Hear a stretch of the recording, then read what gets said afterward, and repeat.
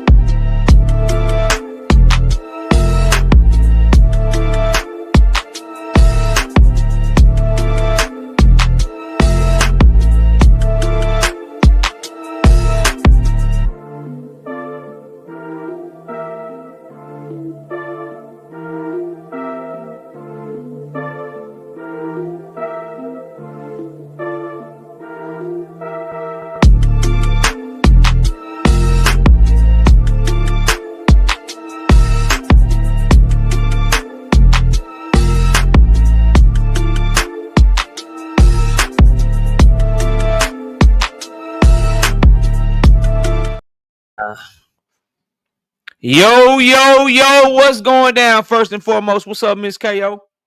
Salute to my beautiful baby in the building. What's up, beautiful wifey? Now, it's your boy KO. It's your boy Knockout, KO 86, Knockout Boxing 86. Whatever you want, call me. I'm here. I'm live. We back. Welcome to another episode of Knockout Boxing 86 TV. And in today's episode, yes, I got the hottest topics in boxing to cover for y'all. I also have the link pinned to the chat because I'm open for any one-on-one debate that anybody want to have regarding the hottest topics in boxing.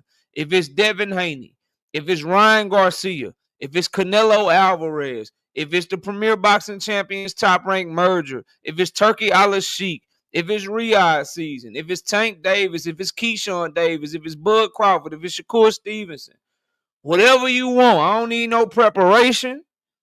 I don't need time to get ready. The link is pinned to the chat and it's going to be that way all night while I'm going over these topics.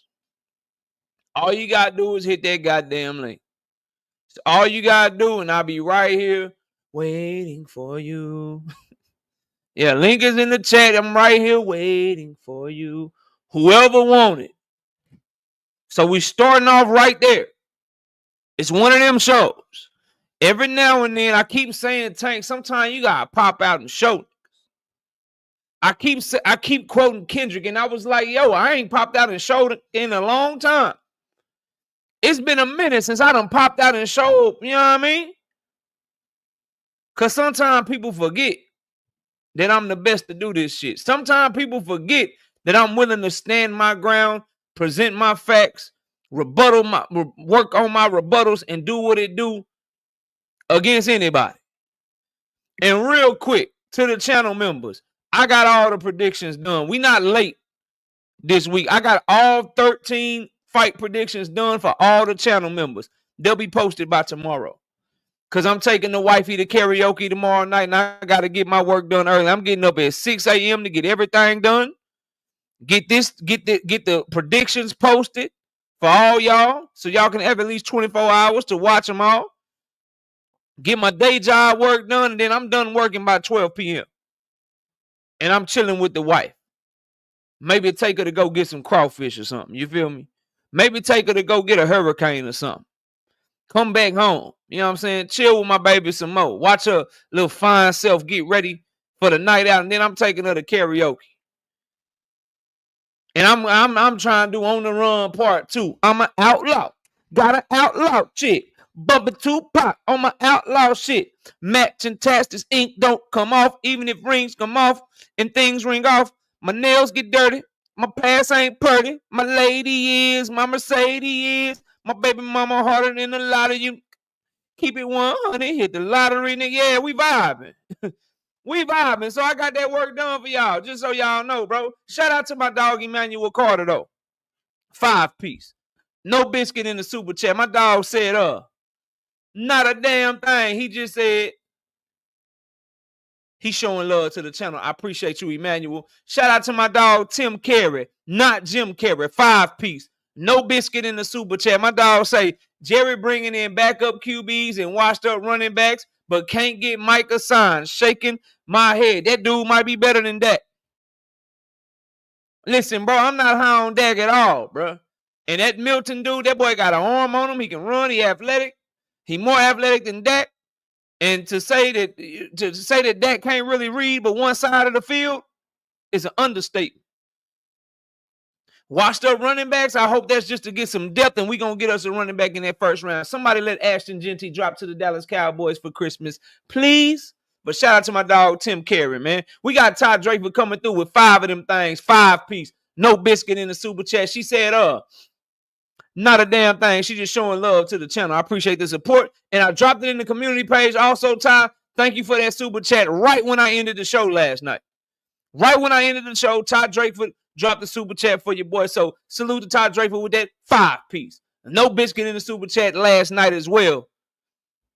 And I couldn't catch it. I had already ended the show, but I did see it. So salute, and I appreciate you. We got my dog Chris coming through. 10-piece.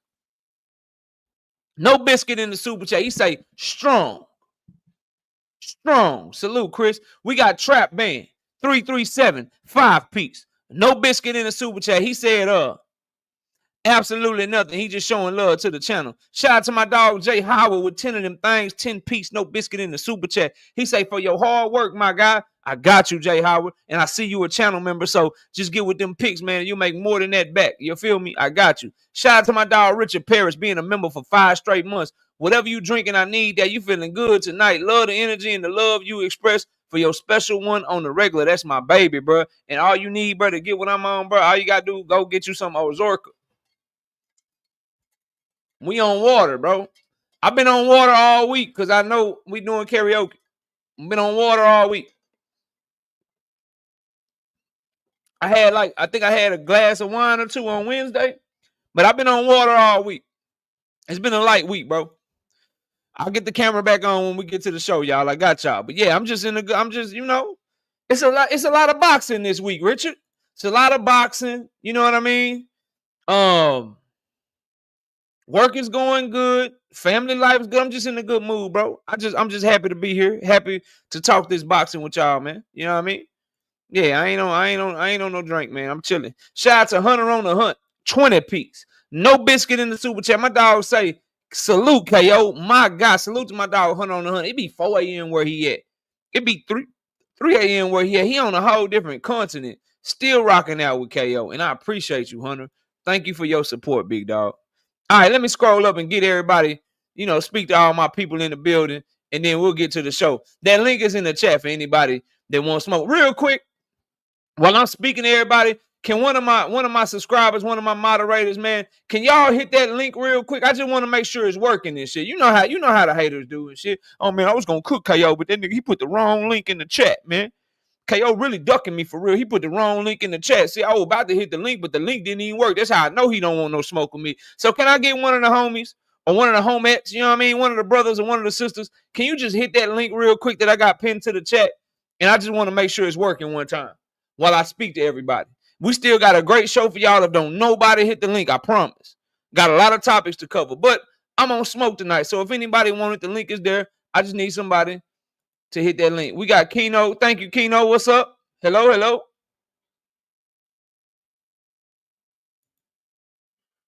I don't know you, Keno. Kui, what's up? What's happening? Yeah, Kui say the link work. Salute, Kui. Appreciate you. She'll be live tonight too, by the way. Y'all go check out. Thanks, Kui. I'll see you soon. Keno, do you got smoke or were you just hitting the link? All right, Keno, you going on and off mute. I don't trust it, Keno. I don't trust it, Keno. You going on and off mute for no reason. I don't know what that's about, man. Look like you might have been trying to hurry up and do your camera shit and try to catch me slipping, but you're not going to catch me slipping. Realistic Washington fan in the building. All things. Barbara D, what's up? Brother Huey Q, Mr. Boxing Fanatics. Kendra Scott in the building. Mike Moss, Emmanuel Carter, DC Drake, double. What's up, bro? Just Do Boxing. What's happening with you, man? Y'all go subscribe to my homie Just over there putting in that work. Chris in the building. Just I've been noticing though, Just I be watching even though I don't comment and shit, because I be on my work calls and shit. Just I be noticing you getting a little bit more spicy, bro. You getting a little bit more debatey. You know what I mean? You getting a little bit more irritated. You getting a little bit more smoky out that thing, Just. Y'all gonna turn Just into a debater whether he like it or not. Just be tired of the bullshit. Shout out to Chris in the building. What's up, Todd Drake? But I see you. Kevin House in the building. We got James Marshall. What's up, James? We got Kamani in the building. Kiro Black. What's up with it, Kiro? Sunchild. What's up, bro? Marzi in the building. Big Braille. What's happening? Shout out to my dog Tim Carey again. And shout out to Todd Drake. But I see you as well. We got Marquis in the building. J So Black. What up? DX Tsunami. What's good with you, DX? Who else? Did I miss anybody, bro? Let me keep going. All things. What's happening with you? All things. Salute, bro. Salute, bro. Brandon Broussard, my dog. What's up? Lee Jackson, I see you. My dog Nuke in the building. What's up, Nuke? SOB TV, what's good? Johnny Spears, I see you. Big Bob Gunn in the building. Boxing, what's up? Million Films, what's good, bro? Terrell Jackson, I see you. Chris in the building. Trap Band in the building. What's up? My dog Knight Rider in the building. What's up, Knight Rider? We got Savage Killer Queen in the building. DP, are you with me? Oh, yeah. What up, DP? Rocky in the building. DJ Talks Magic say it's 8:45. Unc, where you at? I don't like being called Unc. It make me feel old, bro. I'm 38 years old. I'll be 39 later this month. Don't call me Unc. Yeah, at least let me get to 40 before you start calling me Unc and shit. You know what I mean? Make me feel old and shit. Unless you like 17, 18 years old. But like, don't. If you a grown man, don't call me Unc, bro. You made me feel old. You hurt my feelings. I'll get over it though. It's all good. Shawnee Bow in the building. G McCall, what up? Mr. Make 'em Sick. Abad Zane. Brother Huey Q. There go that beautiful lady again. What's up, baby? Hey, Sostain, what's good with you? We got 176 people in the building. Make sure y'all hit that like button. Blur in the building. What's up, Blur? Don't mess with Texas. Yeah, Abad Zane, you know it bees like that sometimes. For the most time, I just want to talk my boxing. But if I'm in a competitive mode, this is the type of live stream we get. Jay Howard, what's up, bro? Nassim Forbes, what's up, bro? Shout out to my dog. Is that my dog Nas?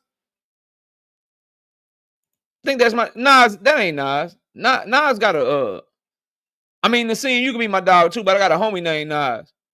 Nas got a wrench over here though. Juan, what's up, Juan? Jado, what's up? Shoo Shoo Bang, what's good, bro? Kevin House say smoke and fire emoji. Yeah, everybody wants smoke till fire on their ass. Facts. Shout out to my dog Texas 16 South. What's up, bro?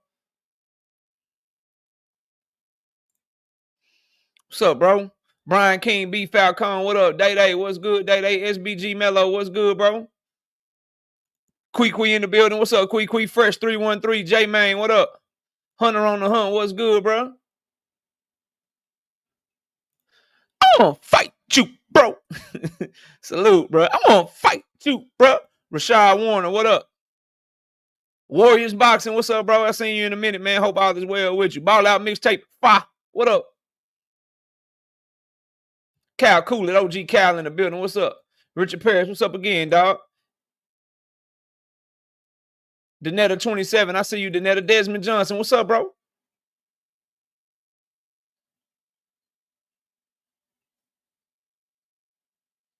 Just trying to catch everybody, y'all. I got y'all. Arena's in the building. What's up, Arena?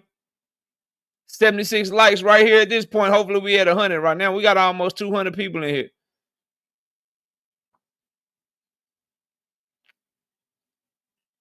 Victor, what's up, OG Victor? I see you. Who else we got, bro? Windy City Assassin, what's good? Like an Eagle, what's happening? 2 Cents Boxing in the building. Y'all go subscribe over there to 2 Cents Boxing with that content. Fire over there. Keep doing your thing. Y'all go check out our channel, man.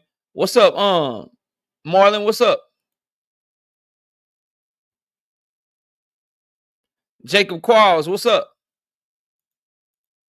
K, what's good with you?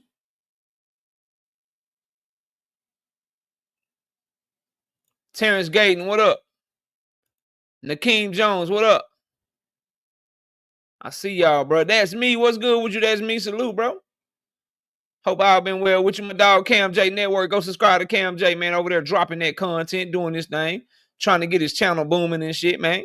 Working hard. Y'all go subscribe to him. Fred Muir, what up? Ty in the building. What up? Ty D. Willie Thomas. JA05. What's up with it? There go my dog. Okay, yeah, that. All right, bet. That's my dog Nas right there. I got you confused with somebody else. That's my dog Nas. What's up, Nas? Salute, bro. I see you backstage. Give me a second. Kentrell LeGroux, what up? B. Hayes, what's good with you? Tank over everybody says ZZ, what up?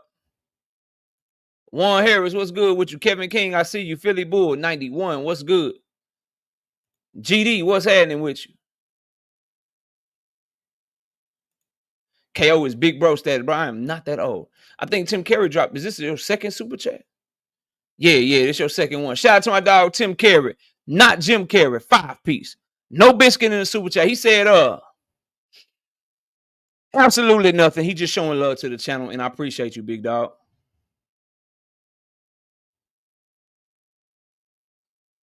He said, I'm about to hit the prime years. Yeah, we just trying to work. Jumbie 210, what up? We got my dog, the writer's block, with 5 of them things, 5-piece. No biscuit in the super chat. He say, KO, what up, homeboy? Salute to the chat. Salute to you, bro. Appreciate the support. Shout out to my dog, Ryshawn Kelly. 2-piece. No biscuit in the super chat. He said, absolutely nothing. Just showing love to the channel. Resume? What resume? Oh, no motherfucking Marvin Haglers. Ray Leonard's on his resume. I want to fight you, bro. You've been tricking the game for too long. 2 cents boxing. There go a channel. Y'all go subscribe, man. Shout out to my dog, Jace. What's up, Jace? Salute, bro. I think I spoke to Marlon. I say, Isaiah, what's up? All right, we almost getting to the bottom, man. Y'all know I got to speak to everybody, man. We don't want to be rude when y'all come in the house. You know what I mean? When y'all come in my house, I got to speak to y'all. Dun Ballin, what up? There go Cam J channel. Y'all go subscribe to his channel, man. Alan Johnson, what's up? Michael Thomas, what's up? Dundrick, my dog Dundrick and them, bro. One of the 6 Jamal Charlo fans. You know what I mean? All right, that's everybody, I think. Yeah, we done spoke to everybody. All right. Let's get the show started. We got Keno in the building. Keno, what's up with it? What's good with you, man? Can you hear me? I can hear you loud and clear, bro. What you got for the show? Man, not much. First of all, man, I don't want to come over here and debate with you because we on the same team, brother. I'm a Javante Tank Davis fan, but really I want to come on here and cook some Shakur Stevenson fans because I'm really like it's crazy to me that this man really trying to take credit when he was the cold, like you say, the cold man. Yeah, that's crazy. That's crazy to me too, like, Keno. But this what we do later on in the show. If you have time, I'll open up the panel. But right now, the link is for people that won't smoke, and the link is and that's it. Everything else, I'm just gonna cook on these topics. But bro, I always drop the link in my chat every time I'm live. If you want smoke, you can get smoke right now. But if you just want to have an open panel that we do at the end of the show, we do that about 9:45 Central Time. I see you a Houston fan, so I'm assuming you in Houston. You can always pull up when we got the open panel going. But for right now, let me just get to the show, bro. And then if you hear something you don't like, though, you can always come back up and debate. But until then, let me get to the show. And then when we open up the panel, you're more than welcome to pull up, bro. All right, bet, bro. Salute. All right, salute to you, Keno. Thank you, man. Shout out to my dog, Victor, man, with the 5-piece in the super chat.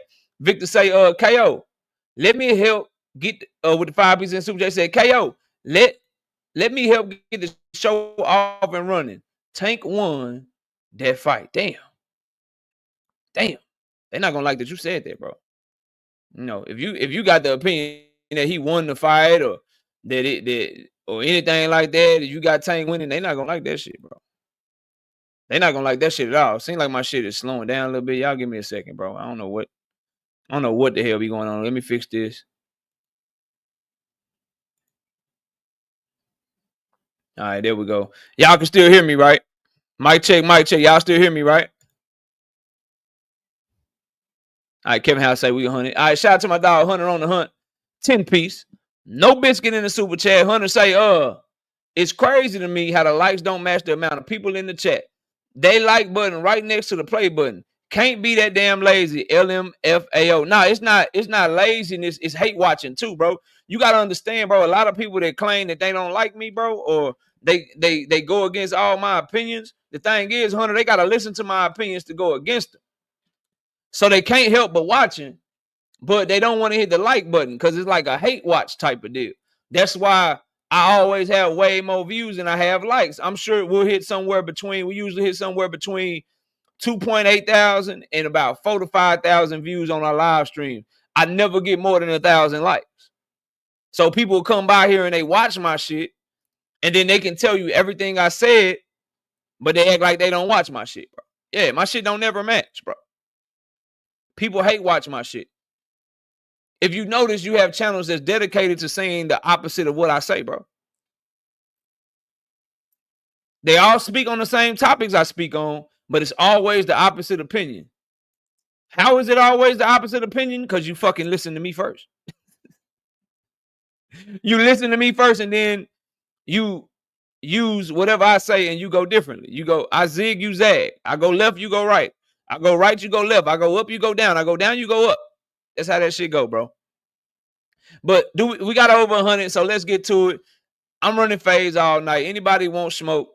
Y'all know where it's at. It's right here. First, I want to talk about Ben versus Eubank being on pay-per-view, and why the fuck the people that was mad at Tank Davis versus Lamont Roach being on pay-per-view ain't got shit to say about Conor Ben and Chris Eubank being on motherfucking pay-per-view. First of all, them motherfuckers, neither one of them ever been a world champion. They fighting in two completely different weight classes. It's a gimmicky ass fight. They basically living off of the fucking feud that they fathers had, and this is a pay-per-view fight.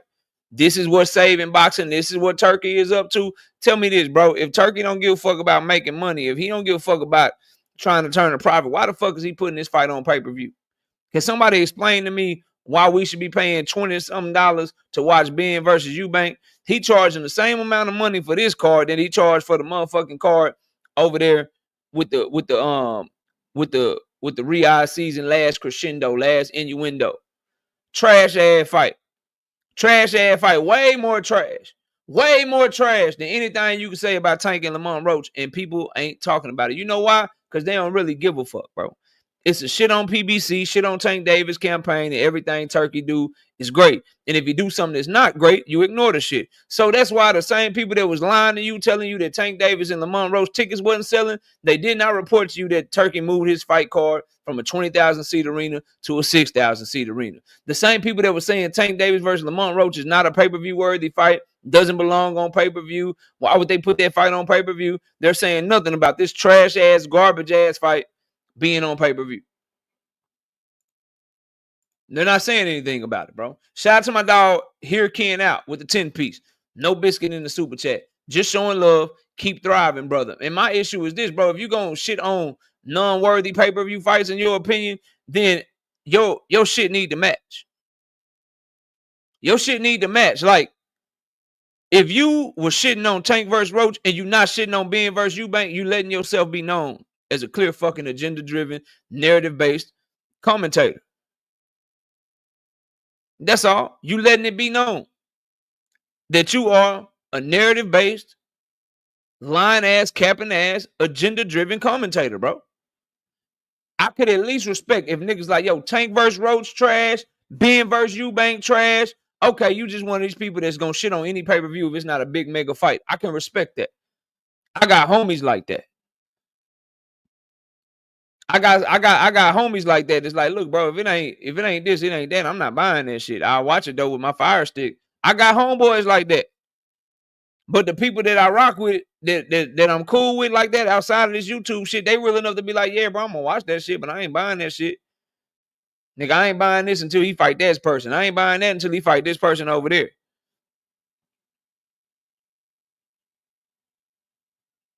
It's so big, JA, that their fans are complaining that it's on pay-per-view.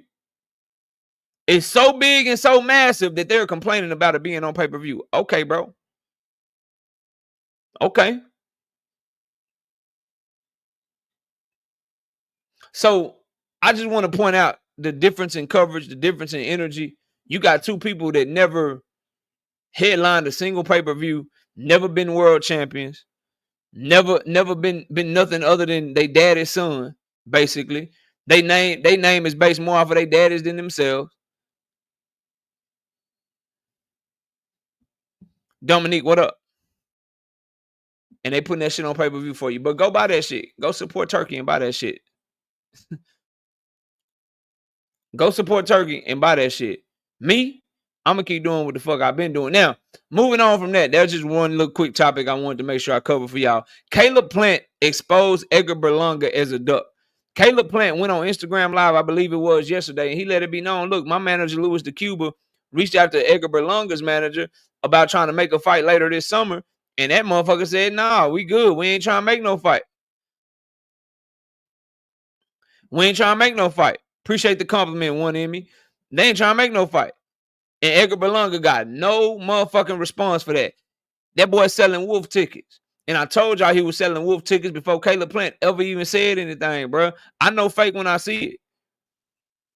I know fake when I see it. And that boy Edgar Berlanga is fake as fuck. He know Caleb Plant will whoop that boy ass, man. Boy, you can't fight for real like that. Not at that level. And that boy trying to, he the only dude I know, man. Continue Mag 7 for life. What up? He the only dude I seen, bro, taking him and Lamont Roach is a new breed of nigga, man. Bad Son with the 5-piece, no biscuit in the super chat, super stick. Appreciate you, Bad Son. Thank you so much for your support. Him and Lamont Roach is a new breed of fighter, bro. I ain't never seen before, bro. These cats out here doing victory laps off of draws and losses now, bro. Berlanga is extremely nasty work, bro. Cause at least Lamont Roach got a bunch of people that feel like he won. Okay, it was some controversy. They feel like he got robbed and shit. So he got a little bit more of a leg to stand on than Edgar Berlanga. Edgar Berlanga shit wasn't even fucking close. No, he didn't, Blunt Sports. Stop lying, bro. That is your opinion. A lot of people disagree with you. The nigga did not win the fight. He did not win the fight. He did not win the fight. He did not beat his opponent. Shut that shit up. Stop that bullshit. Stop trying to distract the show with your goddamn bullshit ass comments and let me rock. Now, Caleb Plant exposing this motherfucker for a duck made me happy. And Berlanga's trifling, trash, garbage ass, the audacity to shit boxing and barbecue. What's up? The audacity to shit on motherfucking Caleb Plant for who he fighting when you just fought a beer truck driver, bro. A beer truck driver. No more sleepwalking. What up? You just fought a dude that was all out of the ring for 10 fucking years, bro. For 10 fucking years, the dude that Berlanga fight was out of the ring. That boy had a whole, he looked like he drive a route for Dos Equis, bro. He looked like he drive a route for Dos Equis, bro. You fight motherfuckers like that and shitting on who Caleb Plant fighting when Caleb Plant, I understand Karma, he's still been out the ring. It don't, listen, it don't matter. He was doing the bid. He was out of the ring for 10. I understand he was in prison. I don't give a damn if you was in prison. I don't care if you was in the hospital. I don't care if you was just took some time because you got a job. He ain't fought in 10 years. He had no business being in the ring with Edgar Berlanga. You don't get the point is not, okay, he been to prison. Let's be insensitive. The point is, he been to prison. He been out the ring for 10 years. He got no business being in the ring with you, bro. And you got the nerve to shit on Caleb Plant, who actually has been a world champion before. You got the nerve to talk shit about Caleb Plant, knowing that his management team tried to reach out to your team for a fight, and y'all said no. The audacity, like, do you understand how crazy that is, bro?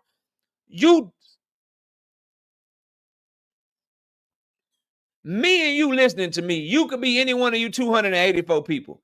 Me and you listening to me. You don't like me. You call me behind the scenes and you say, look, bro, I want to set up a fight between me and you. Whoop de whoop, let's get it cracking. Behind the scenes, I'm like, no, I'm not interested. I don't want to fight you. And then I go out publicly the next day, go live, calling you all out your name, saying you a disgrace, saying you don't want no smoke, all this shit, knowing that behind the scenes, I just ducked you. I got you, Karma. Knowing that I just was scared in the motherfucker to run the fade with you. That's what Berlanga is doing, bro. That boy is delusional. He gonna get his ass whooped. Soon as he fight Caleb Plant, Jamal Charlo, Jaime Munguia, Mbile, Pacheco, whoever he end up fighting. That boy head gone. How you get your ass whooped from Canelo and act like that made you the A-side, made you a big name? Boy, your biggest victory is a loss? How does it even work? I'm glad Caleb Plant exposed his ass. And I've been becoming more and more of a Caleb Plant over and over and over and over again. Yeah, Mike Will, Jamal Charlo will fuck him up. Yes. Don't get shit twisted. He better hope Jamal Charlo drunk. He better hope Jamal Charlo been doing some other extracurricular activities, bro. That man can't fuck with Jamal Charlo. Put some respect on Jamal Charlo's name. I shit on him. He's a 2-division champion. You put a belt on motherfucking Edgar Berlanga, his shoulder might fall off. He might start breaking out. You put a belt on that motherfucker. He don't even know what a championship belt look like. Jamal Charlo is a 2-division champion that's undefeated. Put some respect on his name, bro. Put some respect on his name, nigga. Edgar Berlanga got put down by a dude from Argentina named Coca Carez, bro. Coca-Cola, nigga. We can talk that Jamal Charlo, Caleb Plant shit. We can talk that Jamal Charlo, Canelo Alvarez shit. But you can't be talking about no motherfucking Jamal Charlo comparing no Edgar Berlanga to him. He'll fuck Edgar Berlanga up, bro. Edgar Berlanga don't want no smoke with nobody real at 168 pounds. That nigga barely got past Steve Rose at 35, 36 years old. You're not talking to a casual, so you might want to shut up. Edgar Berlanga barely got a majority decision, split decision victory against Steve Rose, who moved up from 160, who's a career 160 pounder, who was outboxing him and gave Edgar Berlanga everything he could handle. You better stop, boy. You talking to a different one, bro. This shit off the dome. I ain't just talking shit. I know Edgar Berlanga's whole career. Everything, bro. About all these shit. That boy trash out here. And he ain't want no smoke with Caleb Plant. None whatsoever. But got the nerve to talk crazy. Man, get the fuck out of here. Caleb Plant dog walked that boy and he exposed him. And I believe Caleb Plant because I ain't never known Caleb Plant to lie. That boy be standing on business, bro. Shout out to Caleb Plant for exposing Edgar Berlanga as a duck. And stop making Puerto Rico look bad, bro. Stop making New York look bad. Anybody from New York or Puerto Rico, y'all need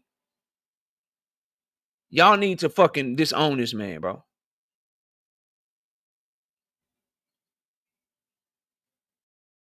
Y'all need to disown this man, bro. Disown him immediately, bro. He making y'all look bad. He taking victory laps for losses and shit. He taking victory laps for losses. And bad one-sided losses, too. Bad one-sided losses, he taking a victory lap for that shit. Fuck out my face, bro. What's good, Nostalgia Life? Caleb Plant, keep doing your thing. That boy got his little tune-up fight. Then he going into a Jamal Charlo fight. Jamal Charlo, do your thing, bro. Y'all both win y'all fights May 31st, and then y'all get it cracking. Brian Norman Jr. wants to fight Mario Barrios.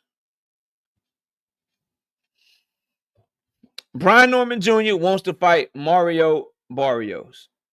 And niggas ain't got to type me to death either. Just, by the way, bro. By the way, y'all ain't got to type me to death. See that shit right there? Run the 1v1 with KO whenever you want. The link is pinned to the chat just for niggas like y'all. Just for people like you. The link is pinned to the chat. Don't type me to death. I'm not reading no more comments from you. The link is in the chat. Holla at your boy, man. Dank father. Holla at your boy. Let's see how you do when we ain't you. I just ain't gotta read your comments, and then you get to think, and then you type another comment. Then you try to say something else, and you type another comment. That link in the chat, homeboy.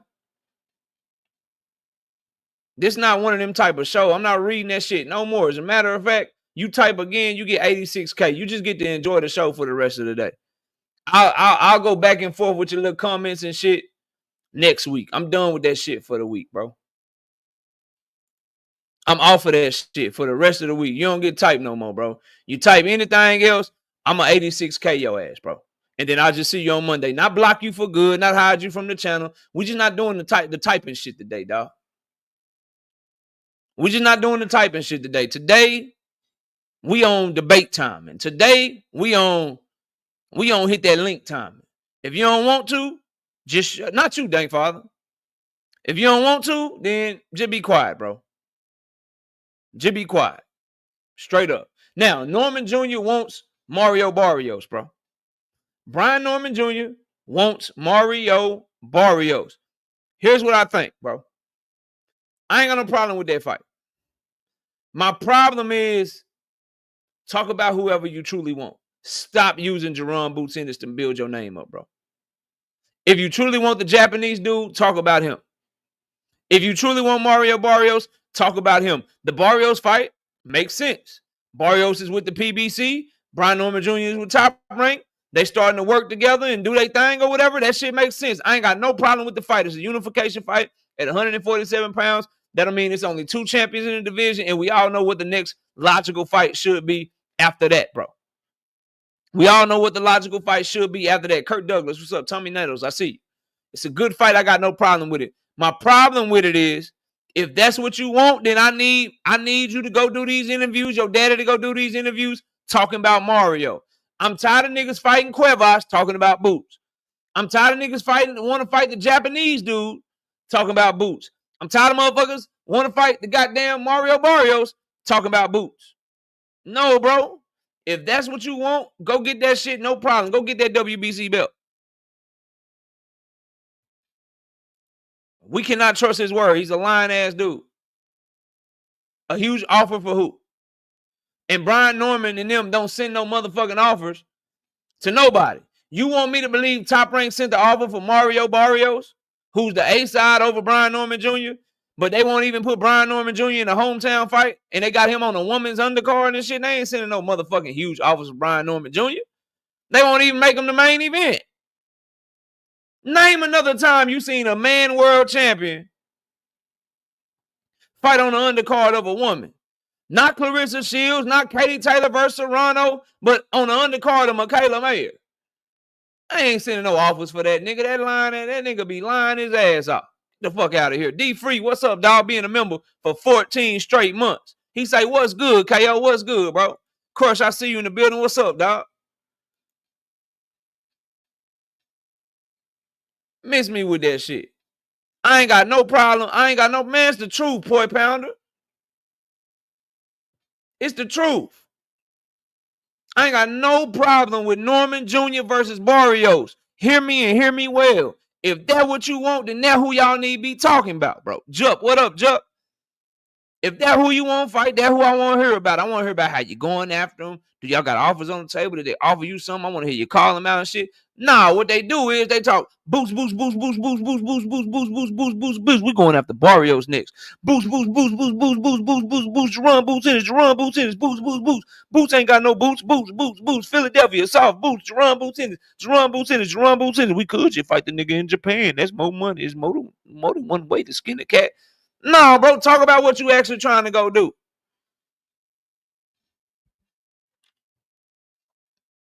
Oh, you talking about when I went over there and bodied shit? Yeah. Yeah, that what you talking about? Appreciate you. Get your ass out of here. We'll catch you later, bro. Scary ass nigga. We'll catch you later. As a matter of fact, there we go. Let me 86K your ass one time. There you go.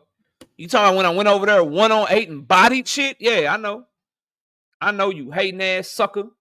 I know who you were. That's why you never got a wrench. That's why I just let you expose yourself. Now you can't do nothing but hit my link or shut your ass up or make another account. Have a good day. And yeah, I ain't lie. I changed my mind. You blocked on the YouTube, nigga. You got to hit my link or shut your ass up. You duck. If a motherfucker cook me, if it's so easy, why you won't hit the link, sucker? If I'm cooked out here and I don't know what I'm talking about and I'm getting bodied, why won't you hit the link, sucker? Yeah, why won't you do that? Because you don't believe it and you know I'll make you look like the fool that you are, like I always do.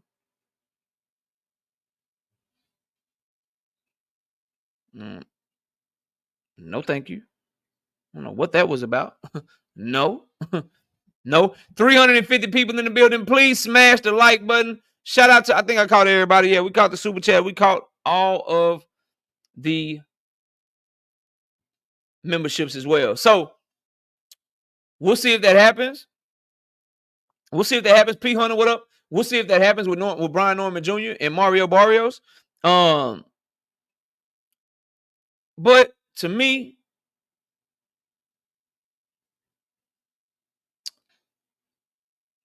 I ain't got no problem with it. I'm being honest with y'all. My problem is all the talking. If as long as you fighting a unification, then I'm cool with it. You fighting another champion, then I'm cool with it. But you was talking like, oh, it's Boots. If Boots don't fight me, like, you got to remember, bro, the Normans was out this bitch like, yeah, if Jerome, before they fight, and this is how you know dudes be capping, right? And then I'm going to move on to the next topic. But I remember doing a video about a week and a half ago. This was before Brian Norman Jr. fought Huegos Rancheros, bro. Before he fought Cuevas Huegos. His daddy was out this bitch, man. If Boots fight Teofimo next, he'll duck.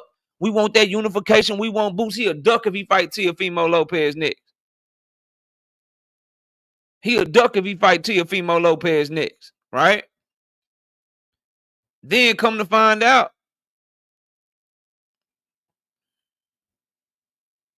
y'all trolling heavy tonight. Then come to find out, right? Come to find out when he did that shit after his fight, this motherfucker changed his whole tune. Now y'all can do the Japan shit. Now we ain't waiting on no man. We ain't waiting on Boots. We could just do the Barrio shit. We could just do this shit over there, do this shit over here. Where the energy go, bro? See, and I tell y'all all the time about this shit. It's easy to act like you want any and everybody and you want all the smoke when you got a fight coming up. When a motherfucker got a fight coming up, they He-Man out here. When they got a fight coming up, they Debo out here. Straight up. And so as a result, when they get free, shit changes. They weren't talking that Japanese shit when they had Cuevas coming up. They was only talking about Boots. They weren't talking that Mario Barrio shit when they had Cuevas coming up. They was only talking about Boots. The minute they got done with Cuevas and they became free and they knew Boots was fighting a week or two later, they started having other options all of a sudden. They started having other shit they wanted to do all of a sudden. I got you, homie. Give me a second. So y'all got to understand what it really is.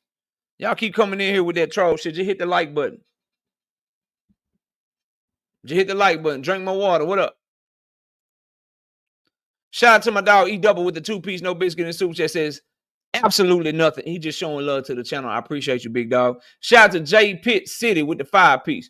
No biscuit and super chat. He says, Barrios versus Norman is a good idea, but I feel at this point, Barrios is selling his belt to the highest bidder. I ain't got no problem with that. He a champion. Get that shit up off of him. Unify the division. If Barrios don't want to be included, drop your belt and get that bitch to somebody that do want to be included. Right now, he got a belt. Let's make it happen. Because if Jerome Boots Ennis gets that fight, 3-belt unification, I'm rocking with it. Brian Norman Jr. get that fight, 2-belt unification, I'm rocking with it, bro. My issue is the clout chasing shit instead of just saying what you really gonna do and what you really want. Stop building your name off the back of another nigga. Build your name off your own shit. Instead of building your name off of Jerome Boots Ennis and fighting these other niggas, how about you tell Bob Aaron to invest in your son and get him a fight in Georgia? Georgia. We got Big Dog Willie with the 5-piece and super chat. Salute KO and the Tank Maniacs. Now Hair Grease pound fighter that knocked Tank out. Top 10 Tank Maniacs or starting Christ releasing it. No, you're just trolling and doing a bad job at it. You gotta get better, bro. Gotta get better. That shit, like, it was always corny, but it's just getting lamer and lamer. You gotta get better, big dog. Gotta get better. Go get some new material, bro. Roadboy Florida, what's up? Go get you some new material, bro. You know what I mean? I said this over on Upper Echelon panel to Big Dog Willie. I'm gonna share this here with y'all. I do have some breaking news. Matter of fact, breaking news real quick, and then I'm gonna let the homie up this backstage. I just want to drop some breaking news for y'all real quick. Hold on.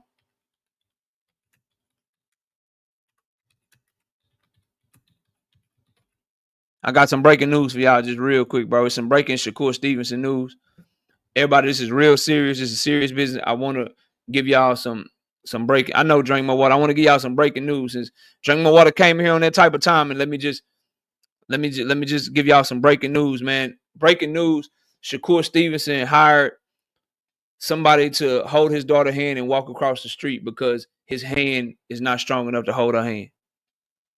Yep, he had to hire somebody to walk his daughter across the street because when he tries to hold her hands, his hands start hurting, and he messed up a ligament in his hand. So from now on, he has to hire a man to walk his daughter across the street for him so that she won't get hit by no cars or nothing. Just breaking news for y'all real quick. Just thought I'd let y'all know that's some breaking news for y'all.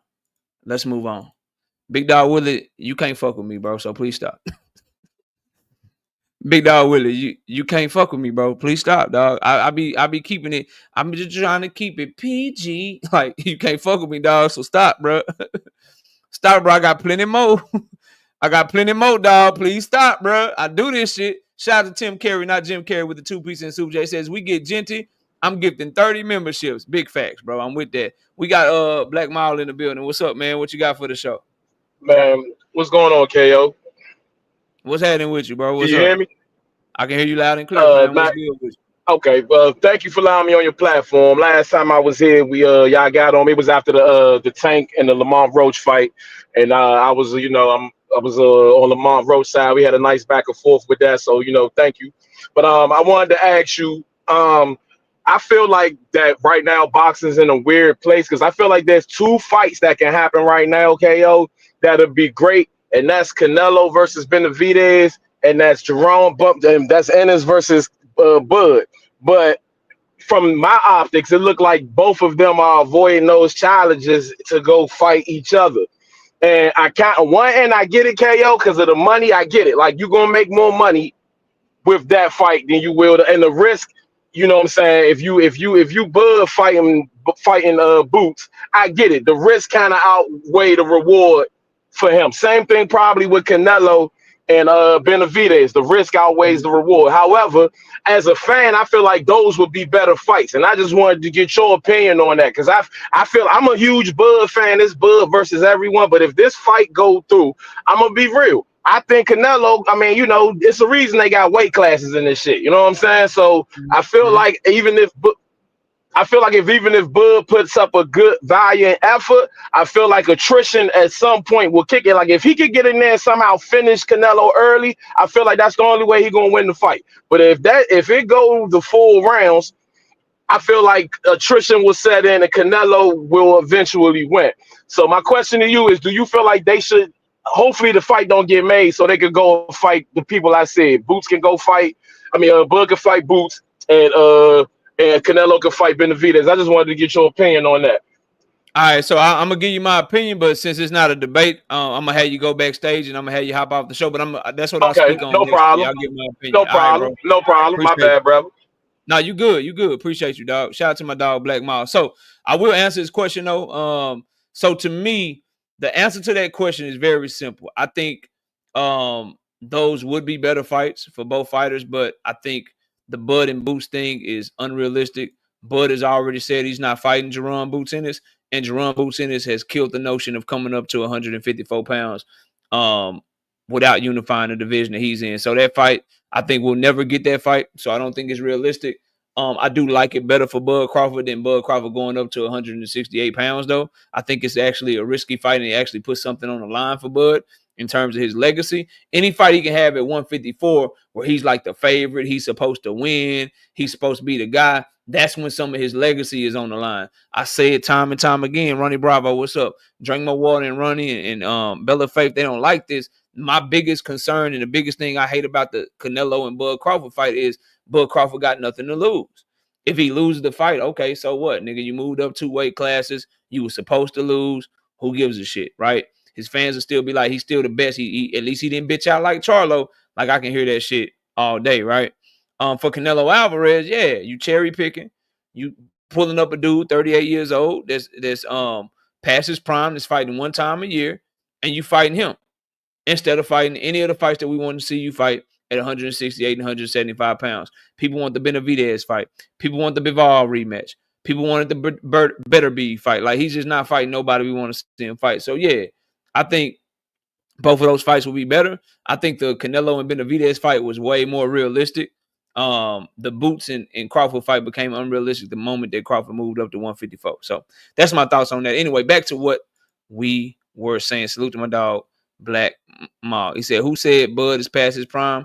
Any 38-year-old in boxing is not as good as they used to be in their early 30s or 20s, bro. Bud Crawford is not nearly as fast as he used to be. He's not nearly as fleet of foot as he used to be. He's not as active as he used to be. His reflexes aren't reflexing the same as they used to be. He has more wear and tear on his body. He's not as good right now as he was when he fought Earl Spence. He's not as good right now as he was when he first came to 147, bro.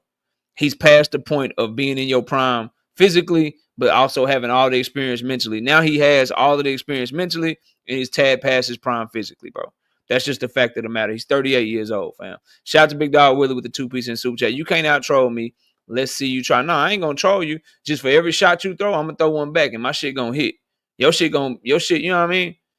Your shit gonna be corny and shit. My shit gonna really hit where it hurts and shit. Cause my shit gonna be factual, right? You gonna try to tell a joke. That's all I'm saying, bro. We can really get to it. You know what I'm saying? It is what it is. Moving on, bro. Moving on. Where was we at? We was on the norm. Oh, yeah. I want to speak on Abdullah Mason. Abdullah Mason has a fight coming up. Abdullah Mason will be fighting on the undercard of Richard Torres versus Guido Villanello. And I want to just make it known that from 26 years old down, for Abdullah Mason's situation, or Abdullah Mason's generation, I should say, he's gonna wind up being the best fighter of his generation. And Bam Rodriguez will be number 2. Argue with yourself.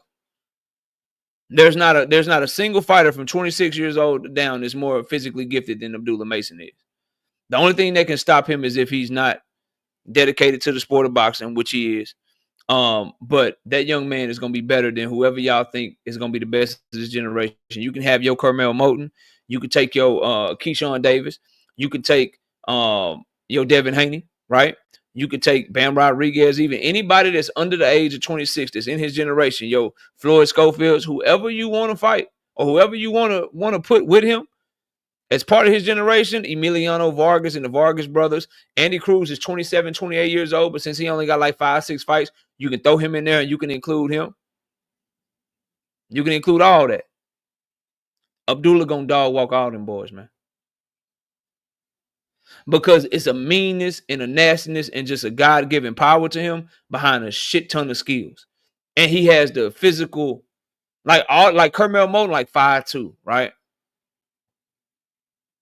Abdullah Mason, 5'9" with a 74-inch arm reach. That boy gonna be even nastier as he goes up in weight. At 135, you only scratching the surface. When he goes up in weight, and he's still gonna be just as long at 140 with 74-inch arm reach. When he go up in weight, he's still gonna be just as long at 147 when he goes up in arm reach. Bro, he's gonna be nasty. Big Dog Willie with the 2-piece in the super that says, is it factual Tank blaming Tank in the knee on Grease? Yes, he got something in his eye. Now let me ask you a question. Since we asking questions, is it factual that Shakur Stevenson behaves like a fucking snitch?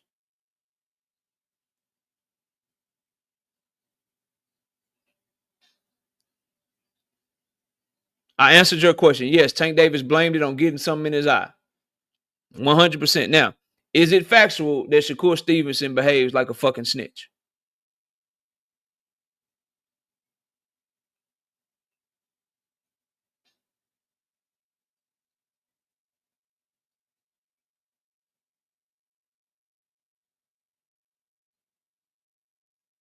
William Old School, what up? And that lie, the fact that you're willing to lie is why you will forever not be able to fuck with me. You lost, bro. One question in and you fucking lost. one question in and you lost, bro. Shout out to Texas DT20. 5-piece. No biscuit in the super chat. He said absolutely nothing. He just showing love to the channel. See, when you got to lie, bro, you already lost. We're done. First round knockout. First round knockout. You done. They started with me, Juke. Juke, they start with me every time. That's how they come in here, right? That's how they come in here. And now you get a first round knockout. Now you get a first round knockout. We're done. You lose. It's over with. Now back to Abdullah Mason. Back to Abdullah Mason. You should probably get some help from B. Hayes or something, bro. Y'all come together and figure that out. Put a pack together and get back to me. I got plenty more. Now, the speed and power and skill behind which Abdullah Mason fights is something that you can't say any other fighter does at his age or in his era. And the problem that he's going to have is, yeah, Rozilla, put a pack together, something. Do something. Get that shit together, put a pack together, come back hollering at me. The advantage he's going to have is that all of his peers, except for Kermel Moulton, they all got years on him, meaning they're older than him. So Kermel Moulton is like 18 years old. He's younger than Abdullah Mason, but he don't look like he got none of the skills that Abdullah Mason got. But when you start comparing him to other guys that's in his generation, Andy Cruz is already at his best. Andy Cruz, 27, 28 years old.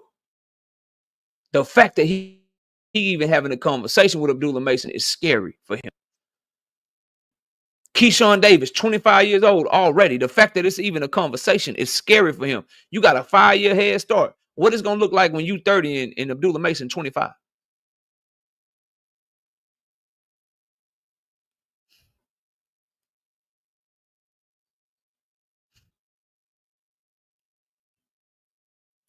It's going to look nasty, bro.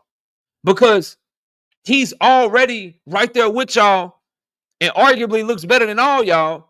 And he's like 5-6 years younger than some of y'all, 7-8 years younger than some of y'all, bro. So when y'all all up at 140 and you was champion at 140 and he was champion at 135 like you was champion at 130 and y'all start being at 140 and 147 at the same time, but by the time y'all both at 147, you 30, 31 years old, he 25, 26 years old.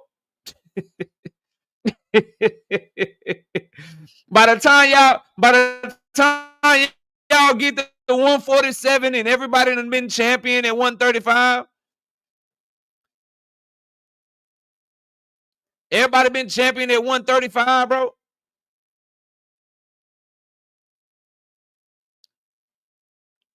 Shit gonna get spooky, bro. Shout out to my dog, Big Dog Willie with the 2-piece, no biscuit in the super chat. Truth, I see you in the building too.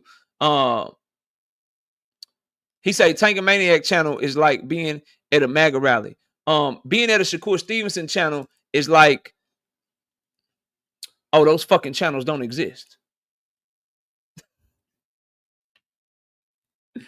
Those fucking channels don't exist. You should start a channel, Big Dog Willie, so he can have a channel. So he can have a channel, bro. Yeah, those channels don't exist, which is why he goes to motherfucking Saudi Arabia to fight right now. Nigga don't even have a channel. It's just a bunch of niggas that hate Tank Davis. Give it up, bro. So yeah, when it's all said and done, bro, when it's all said and done, Abdullah Mason is gonna be better than all of them. All your favorites that you got over him in that generation, he gonna be better than all of them. Shakur Stevenson did 45,000 in America. 340K is worldwide. 340K at $25 a pop compared to 260K at $80 a pop. Which one you think more money, Black Truth? And that 260K was just in America. The worldwide numbers are much, much bigger. Matthew Bishop, what up? Might want to stop while you ahead, Big Dog, with it. Might want to stop while you ahead, bro.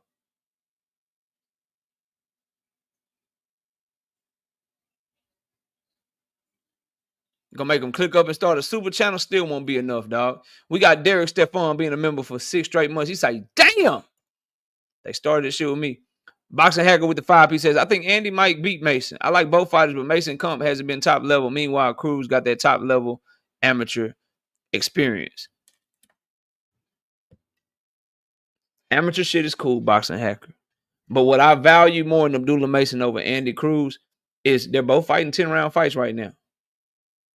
Andy Cruz is a fighter fighting at 135 that's having trouble getting fighters out of there. Look like his power's not translating, and he's basically at his peak already. He's 5'7" with like a 68, 69-inch arm reach. So right off the rip, you got to get through 4 or 5 inches of a minefield fucking with Abdullah Mason if you Andy Cruz. Right? You got that going against you. He's bigger and stronger, naturally more athletic than you, and he just has more fucking time than you.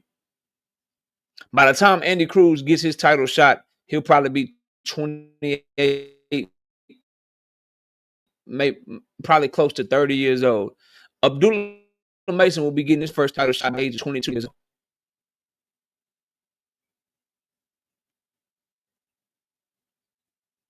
It's a wash, bro. He got more time to get better, and the difference is neither one of them is fighting top level competition professionally, but Abdullah Mason is stepping on niggas. Like let's just be real, bro. Let's just be real for a second. Let me see, man. Let me see. Maybe I'm tripping. Right? Maybe I'm tripping. Let me see what my dog Andy Cruz. I like Andy Cruz. I want him to get that Keyshawn Davis fight. You know what I mean? I like Andy Cruz. 5-0, 2 knockouts.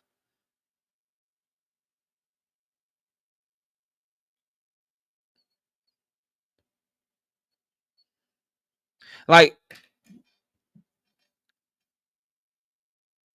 so this motherfucker fought Giovanni Straffon, bro. Giovanni Straffon got stopped by Maxie Hughes, bro. And I think when did he hold on, bro? Hold on, give me a second. Who did he stop, bro? He stopped Antonio Moran. Did he stop Giovanni Straffon, bro? Anyway, my point is, bro, all these niggas that I'm watching Andy Cruz fight and go the distance with, bro, I think Abdullah Mason, they don't even last 5 rounds with that kid, bro. And he's way younger. And then you talking about Andy Cruz is 5'8", 5'9", and he's 29 years old, not 27. And he say he 5'9", but he really look like he 5'7". Bro, he too little for Abdullah Mason. He gonna be out there at distance with Abdullah Mason, trying to go jab for jab and speed for speed, counter punch for counter punch. Abdullah Mason is nasty, dog. Bam Rodriguez is gonna go down as number 2 in that era because he gonna handle the small weight class. He gonna handle the small weight class, and Abdullah Mason gonna be up there at the midweights wrecking shit from 135 to 147. Watch what I tell you, bro. We got Kiro Black with the 10-piece. No biscuit in the super chat. He say, shit, I love Andy Cruz too, but Mason has a whole lot more than what Andy has shown so far. Andy might be a world champion someday, but Abdullah will be with him as he moves up. That's dangerous for Cruz. That's what I'm saying. Like, these dudes, man, they gonna all be champions around the same time, bro. And watch out. And you can already see how niggas talk about who's his next opponent. Who's his next opponent, bro? Shakur Stevenson got a fight announcement that's done?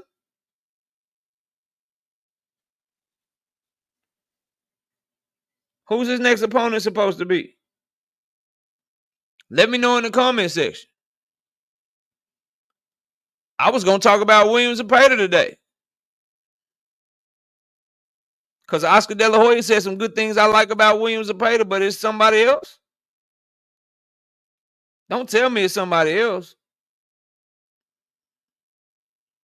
Who's his opponent?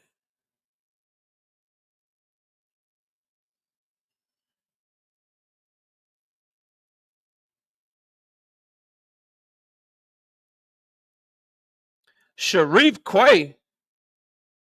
No, not Buddy from Ghana. Food. Them Ghana fighters straight up.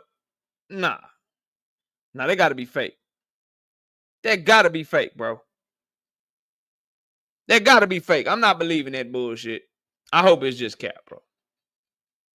I hope it's bullshit, bro. I hope it's just bullshit. But y'all gonna see, bro. Y'all will see about Abdullah in real short order. And by the time you see, it's gonna be just like with Bam Rodriguez. It's gonna be way too late. It's gonna be way too late. Why you think a lot of your favorites show him so much respect, bro? Why y'all think a lot of your favorites view him the way that they view him? That boy gonna be the best of that whole generation. From everybody from listen to me. I'm including Andy Cruz because he's a prospect. But all the people that's like prospects right now, he gonna reign over them. Him and Bam gonna reign over them, boy. Damian, no disrespect to Coach Kenny, but I've been saying this shit way longer than him. That's not to say he ain't got his own brain and he don't think that shit himself or got this shit from me. None of that shit. But I don't sound like nobody but me, homeboy. I've been saying this shit, Damian, way fucking longer than Coach Kenny. The chat will let you know. The chat will let you know. Just ask them.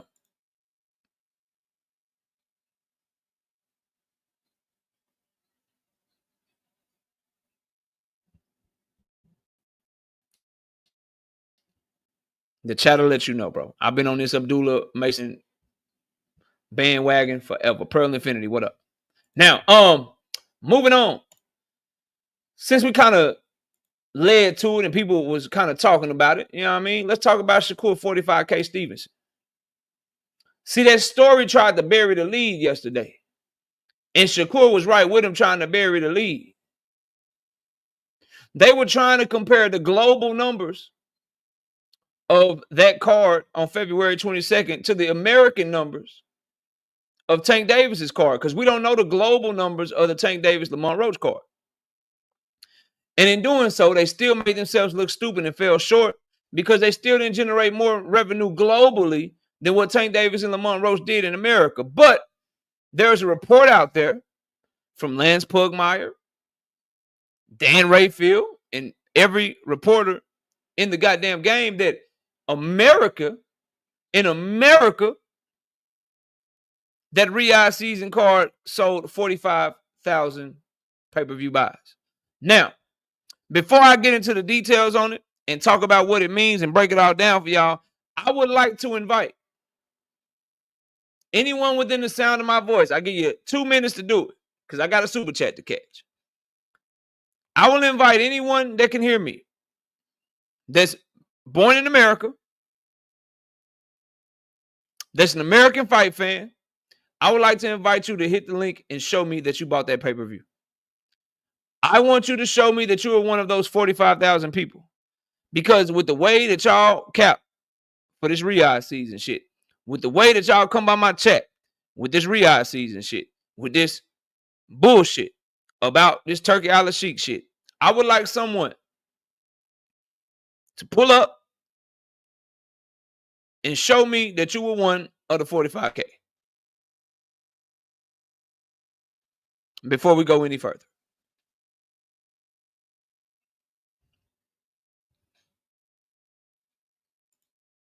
Now, shout out to Kiro Black with the 5-piece, no biscuit and super chat. Might be why Cruz wants him now.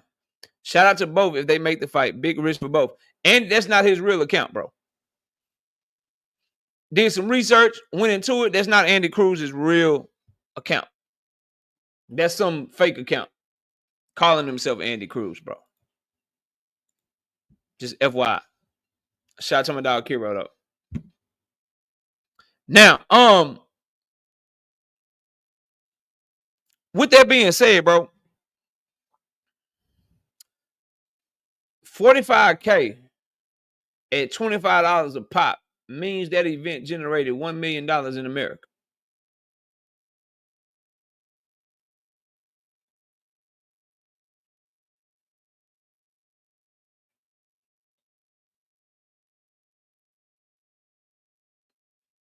That event on pay-per-view did 7 times less than what Tank Davis's live gate did. They made more money at Tank Davis's gate than what Shakur and his card that y'all want to give him credit for made across the entire country.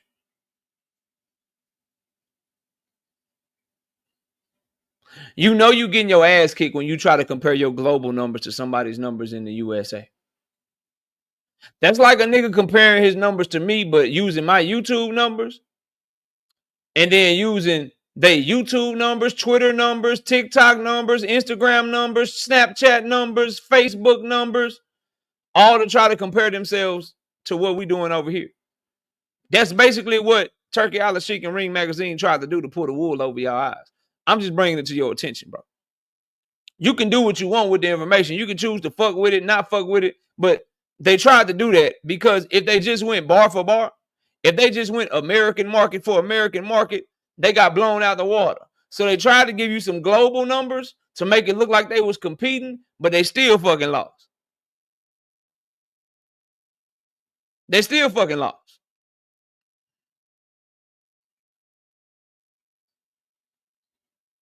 People didn't give a fuck about that card. You just used the card to try to push your agenda about Premier Boxing Champions and Tank Davis. Let's just be real, people. You motherfuckers in America that's watching me right now, listening to me right now, talking this boxing shit with me right now, you didn't really care about this card with Shakur Stevenson and Carlos Adames and Hamza Shiraz and Better Beeve and Bivol and Callum Smith and Joshua Bawatsi and Jaylee Zhang and Ajit Kabayal. And you didn't care about it. You didn't care about that card, bro. You didn't care about that card. The numbers say you didn't give a fuck about that card. You just used that card to push an agenda about Turkey saving boxing. You just used that card to push a narrative about how Turkey is giving people the fights they want and Tank Davis isn't. I can't even shit on the UK fans because everybody that was telling me this shit was American. All of you were American fight fans. Nobody give a fuck, nigga. Turkey saving boxing, nigga. Fuck that PBC card the next week. Everybody talking about this card. Everybody want this card. Well, why the fuck is he Shakur 45K Stevenson?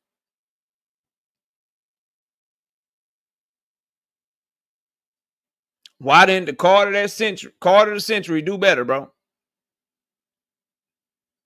Why didn't it do better?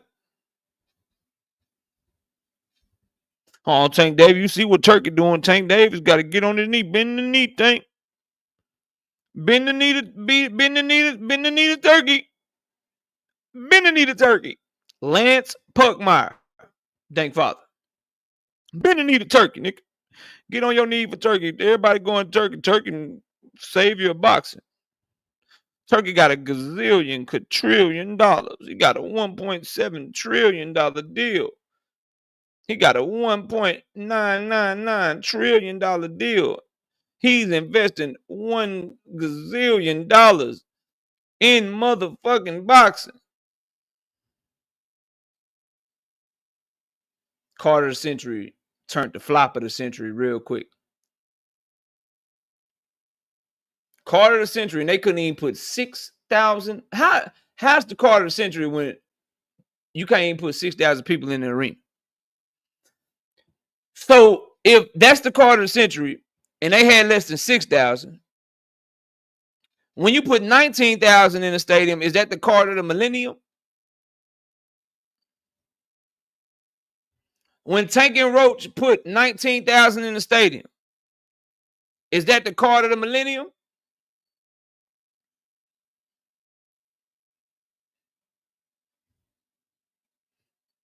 Carter of the century, less than 6K. So when you put 19,000, they got to be the Carter of the millennium. Furthermore, as Dundrick said yesterday, and I thought long and hard about this, we can give Shakur credit because I agree with Dundrick. I had to think about this shit like, is he crazy? No. Nigga, if we giving undercard fighters credit, then nigga, I'm just going to start pushing shit for my favorite fighters. So them views that Shakur Stevenson did on his Artem card, nigga, them Abdullah Mason views, nigga. Yeah. Big Dre, what up? From now on, if we doing this stupid, dumb, fugazi, fraudulent shit, I'm doing it too. So them numbers that Shakur, the highest viewed fighter on motherfucking ESPN. No, he not. Nigga, that's Abdullah Mason numbers. Nigga, he was on the undercard. Fuck you mean?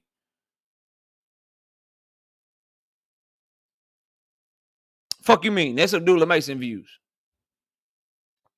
Keyshawn fans, y'all can do that too, because Keyshawn was on the goddamn undercard. Straight up.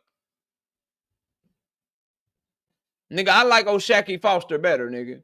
So that O'Shaquie Foster and Robson Casasio fight that was on that undercard, nigga, them O'Shaquie Foster views, nigga. Houston, Texas, stand the fuck up. Houston, Texas, stand the fuck up. Yeah, true, fuck it. Lomachenko, them Manny Pacquiao, motherfucking Floyd Mayweather numbers, nigga, them Lomachenko numbers, nigga. Fuck it. That's how dumb you niggas be sounding to me, bro. Only reason people watch Manny Pacquiao and Floyd Mayweather was because of Loma, nigga. Only reason people watch Floyd Mayweather and Conor McGregor was because of Tank Davis. Nigga, them Tank Davis 4-point-whatever million pay-per-view buys, bro. If y'all want to be dumb, I'm going to get dumber. And just to show you how stupid you are, watch niggas be like, nah, that's different, though. Nah, bro, fuck that. Fuck that. Point being, bro, stop the stupid shit, y'all.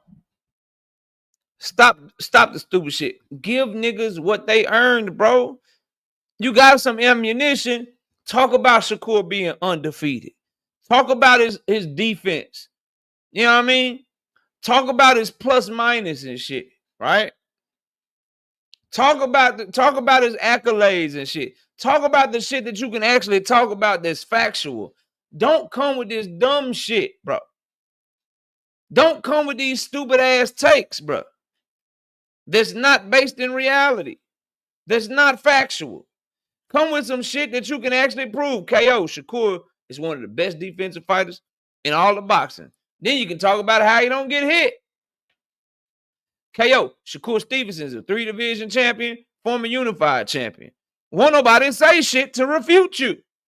But when you niggas lie because he decides to lie, when you give him an excuse because he is lying, then you just make yourself look like a goddamn fool. Saturday morning, bro.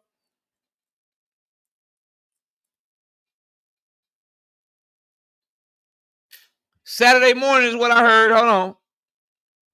Janabek versus Janabek. I thought it said 10 a.m. Eastern Standard Time on Saturday morning. Janabek. Alim Kanuli versus this dude got a messed up name, Oweno. I cannot spell his last name. Start time.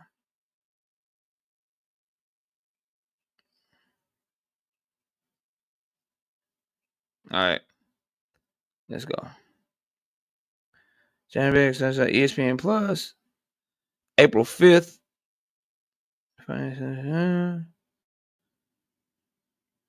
Yeah, this shit here say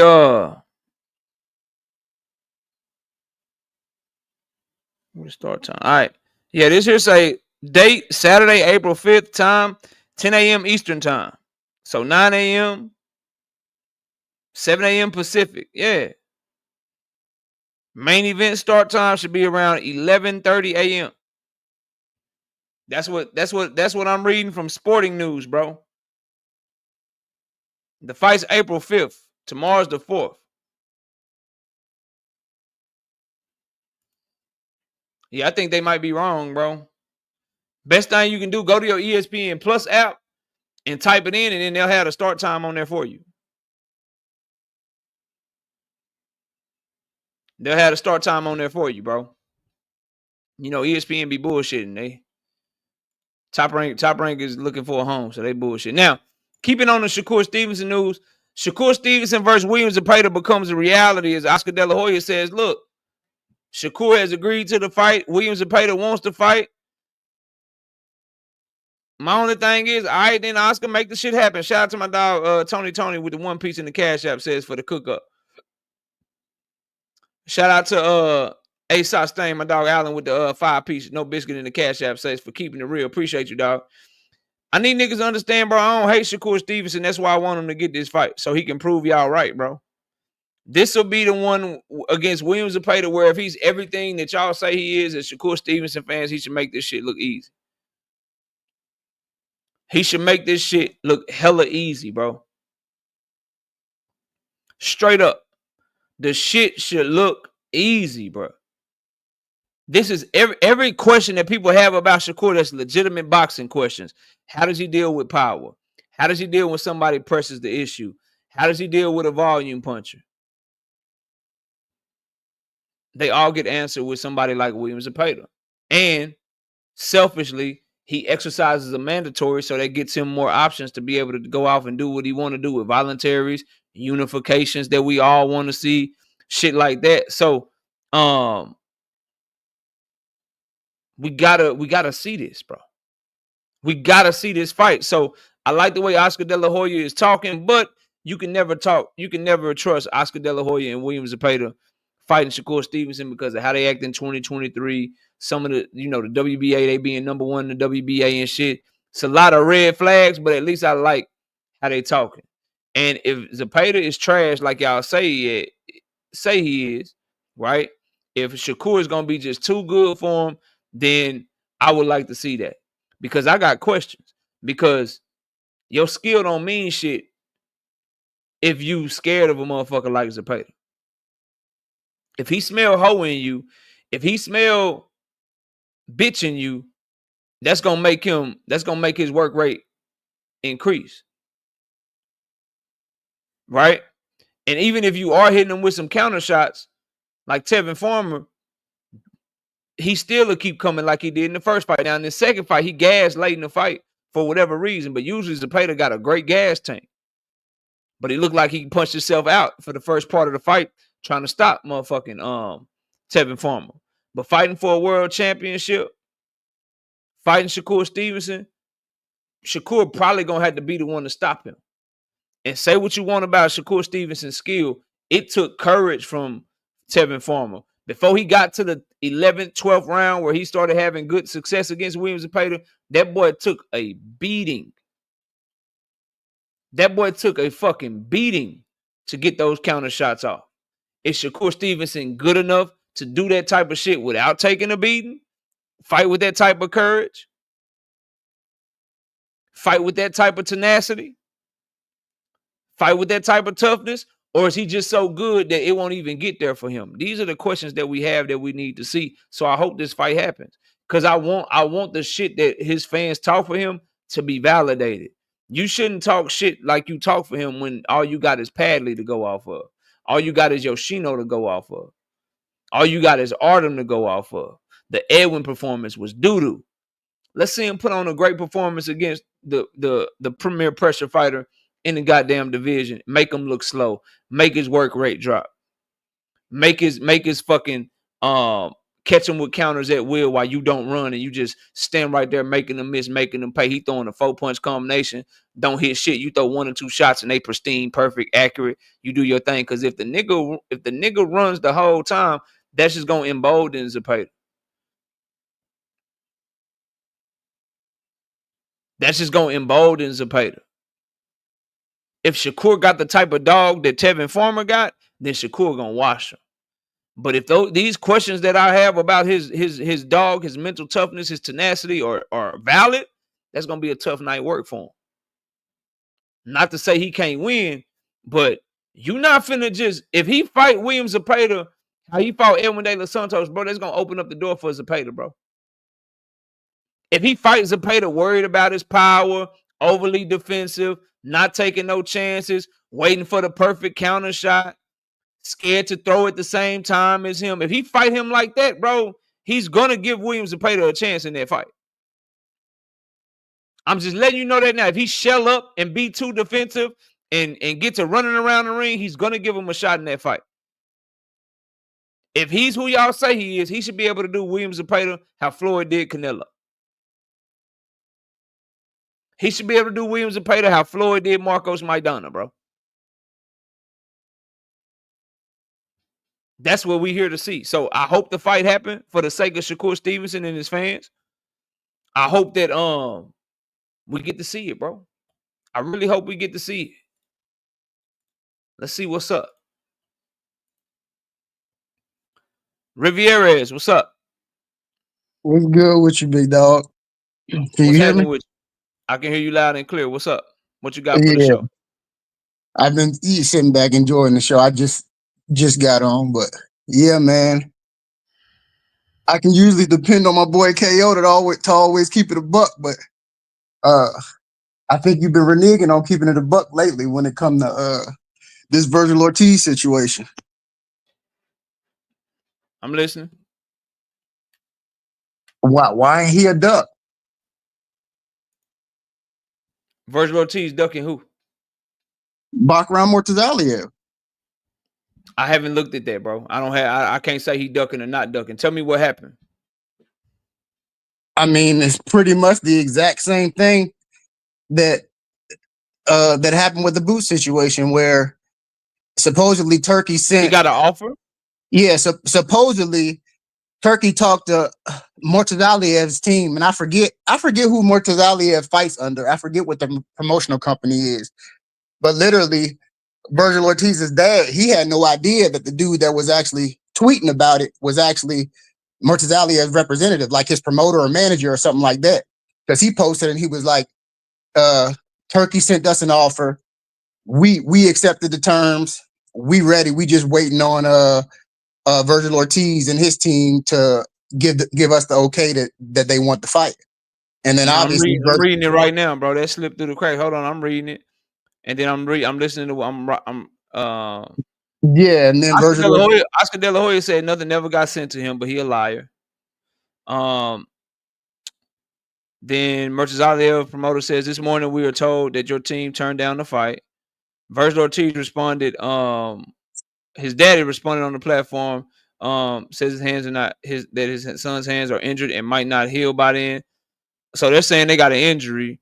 Then De La Hoya says, I don't like Murtazaliev fight, not coming off Bahachuk, not coming off Madrimov. In boxing, there's rules. If you want to take care of a fighter and not have him burn out, you don't put him up against a beast. You burn the fighters out. So I don't like the fight. So Oscar De La Hoya said he don't like the fight. Virgil Ortiz Sr. said that his son's hands are injured. So we need to know whether or not Virgil Ortiz is injured or not. But if they did get an offer and they turned it down, then they ducking, but they saying their hands injured, bro. And this is Virgil Ortiz we talking about. This motherfucker done fought Madrimov. He done fought Bahachuk. He had the boots in his fight on the table that he signed for.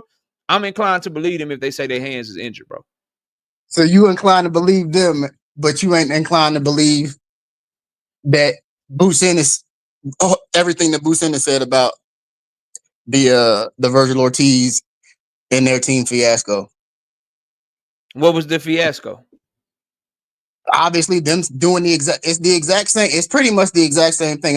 It ain't apples to apples, but it's definitely apples to oranges. Where obviously those are two completely different fruits. Turki is communicating with, unless somebody lying, but they saying that Turki literally told them the same way that Turki told Virgil Ortiz, okay, we want you to fight Boots. I don't know what if there was any money discussed or anything like that. But and then obviously Turki said that Boots gave him his word and then reneged. Boots said that the offer was at 154, but he wanted unified 147 after sending Charles Conwell an offer at 154. Nobody in the Virgil Ortiz and Jerron Boots in the situation was injured. Like they went and got Madrimov. They went and got Madrimov because Madrimov was a backup opponent. They went and got him, and they were considering Xander Zayas as well because Boots turned down the fade. Virgil was ready.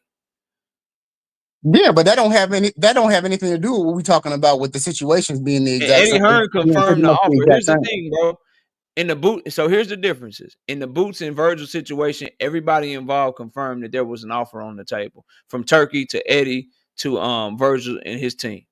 In the Virgil and Bakram situation, Virgil's team is saying they didn't get nothing, and they're saying they're dealing with a hand injury. That's what they said. They're saying that they got a hand injury. Boots never. I don't know if you watched the interview that he did with YSM when they were in the car. Boots said there were talks, but there was never an official offer sent. It was never no paperwork sent. His promoter says differently. So now you believe Eddie Hearn? Like, come on, and KO. Turki says differently, and Virgil says differently. And we know everybody saying the same thing with Boots. So everybody lying except Boots.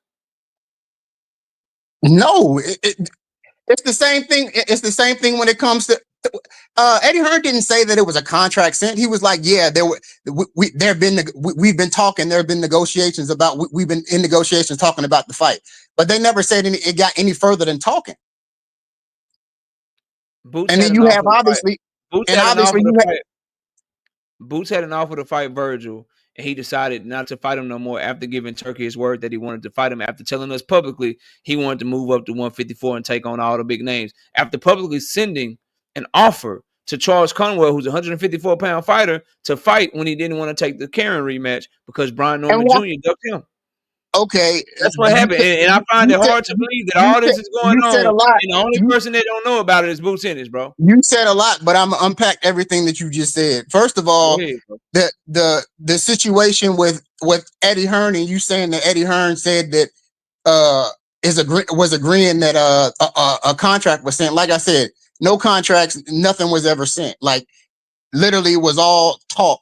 And then you say that Boots if you don't accept the offer, and I'll let you keep going. If you don't accept the offer, there's no point to send the contract. You send the contract once the offer is accepted. Yeah, but still, he had an offer to fight Virgil. Virgil accepted it. He didn't. So Virgil had to move to a backup opponent because he didn't accept it. Bert, you said what? He had an offer to fight Virgil. You're talking about a contract. They don't send the final contract to you until you accept the offer. He didn't accept the offer. So there's no need to send him a final contract, bro. He changed his mind. He never changed his mind. He publicly said he wanted to go to 154. He never said he wanted all the big names to 154. When did he ever say his mind? When did he ever say he wanted to move to 154?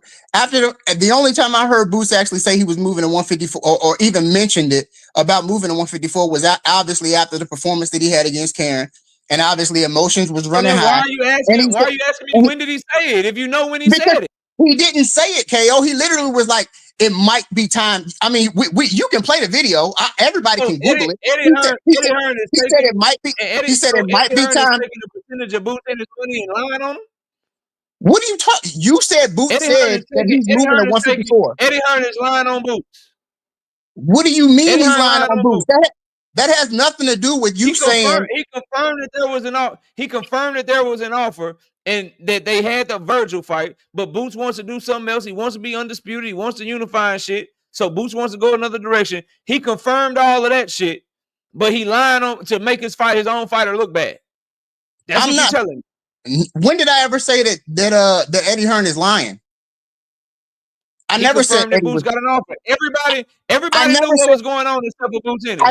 I never said Eddie was. I never said that Eddie was lying. The only thing that I'm trying to get you to understand is that obviously, when it comes to Boots, Boots never came out and said he was moving up to 154. Like I said, his exact words after the fight was, "Well, it might be time for me to move up." You know how these dudes do when they feel like they have a bad performance and they got to say something to appease the crowd. And then obviously emotions were running high. All the big names at 154.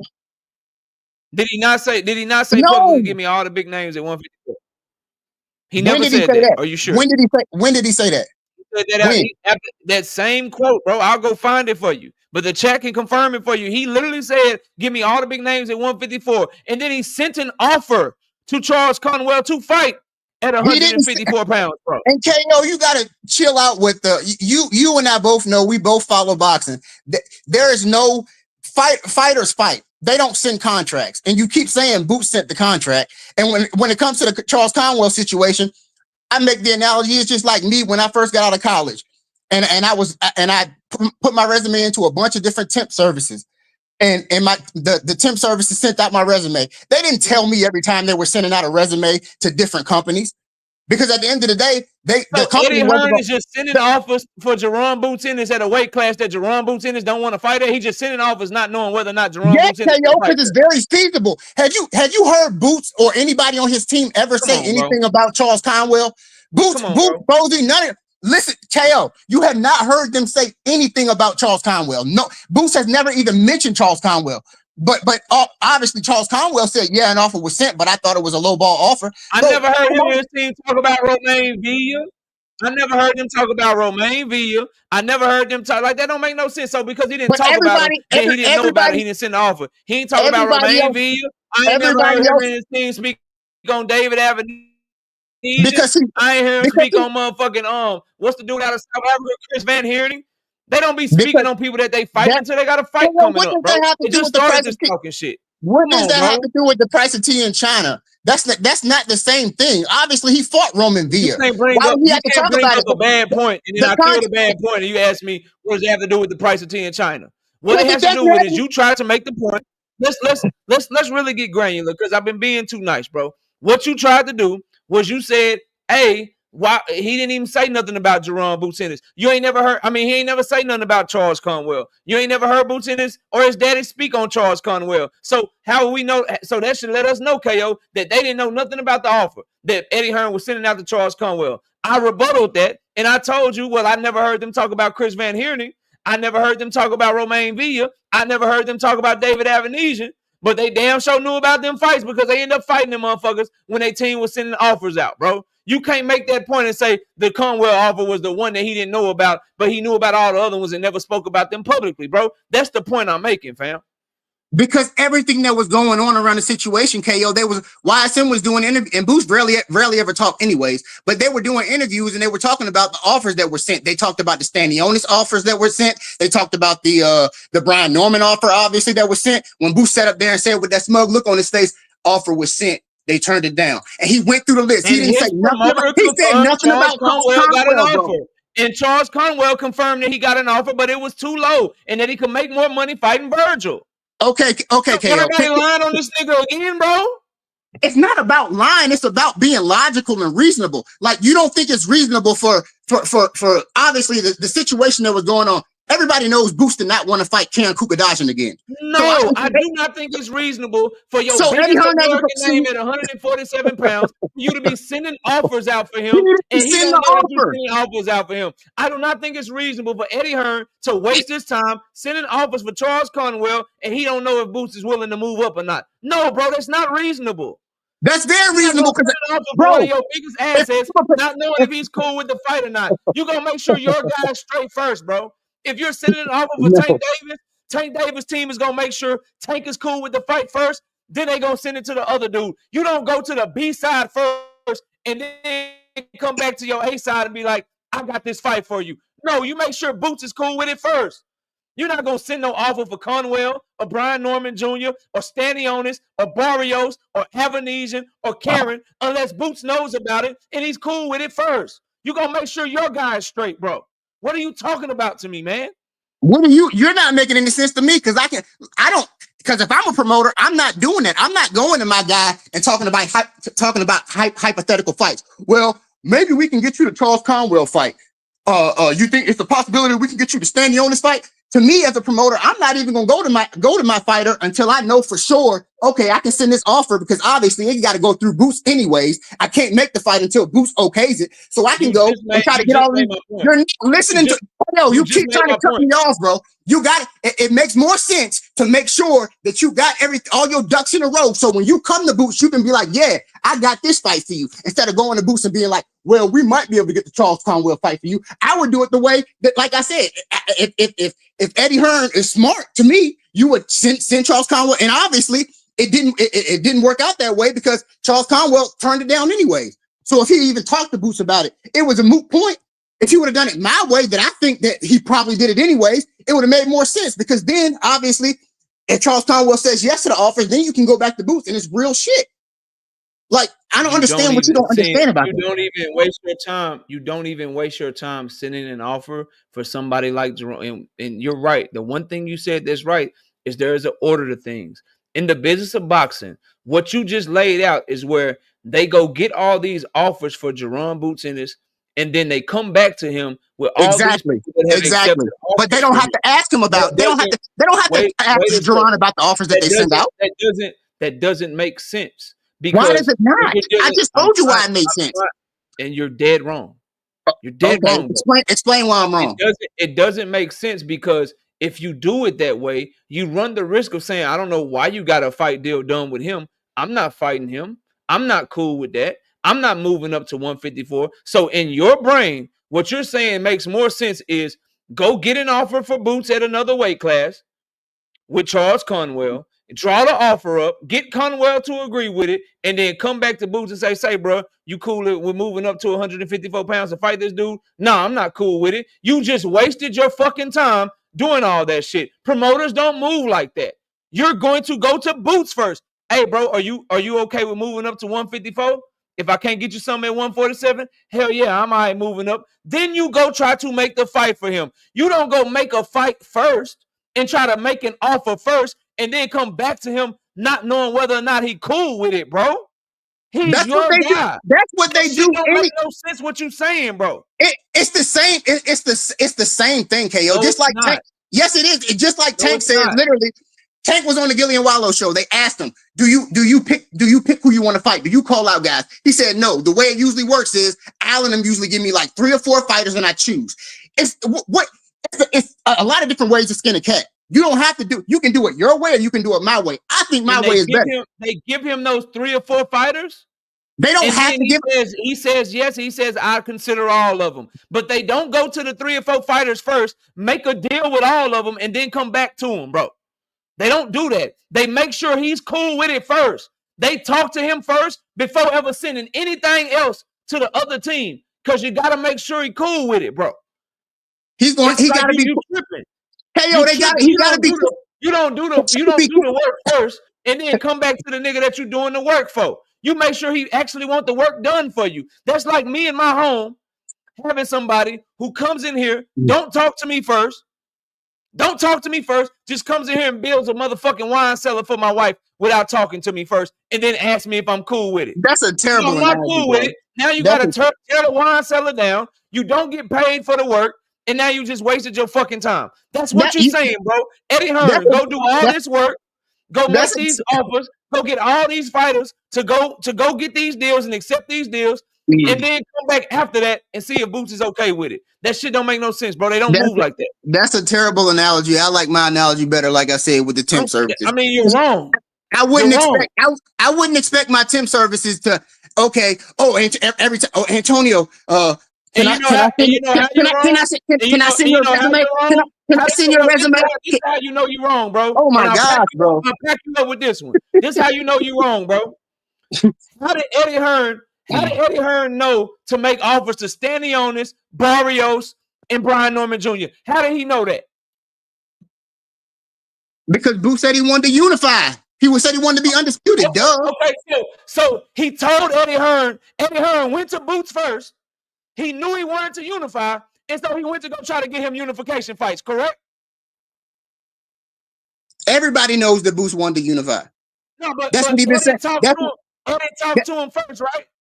That's what he's been saying since he started boxing.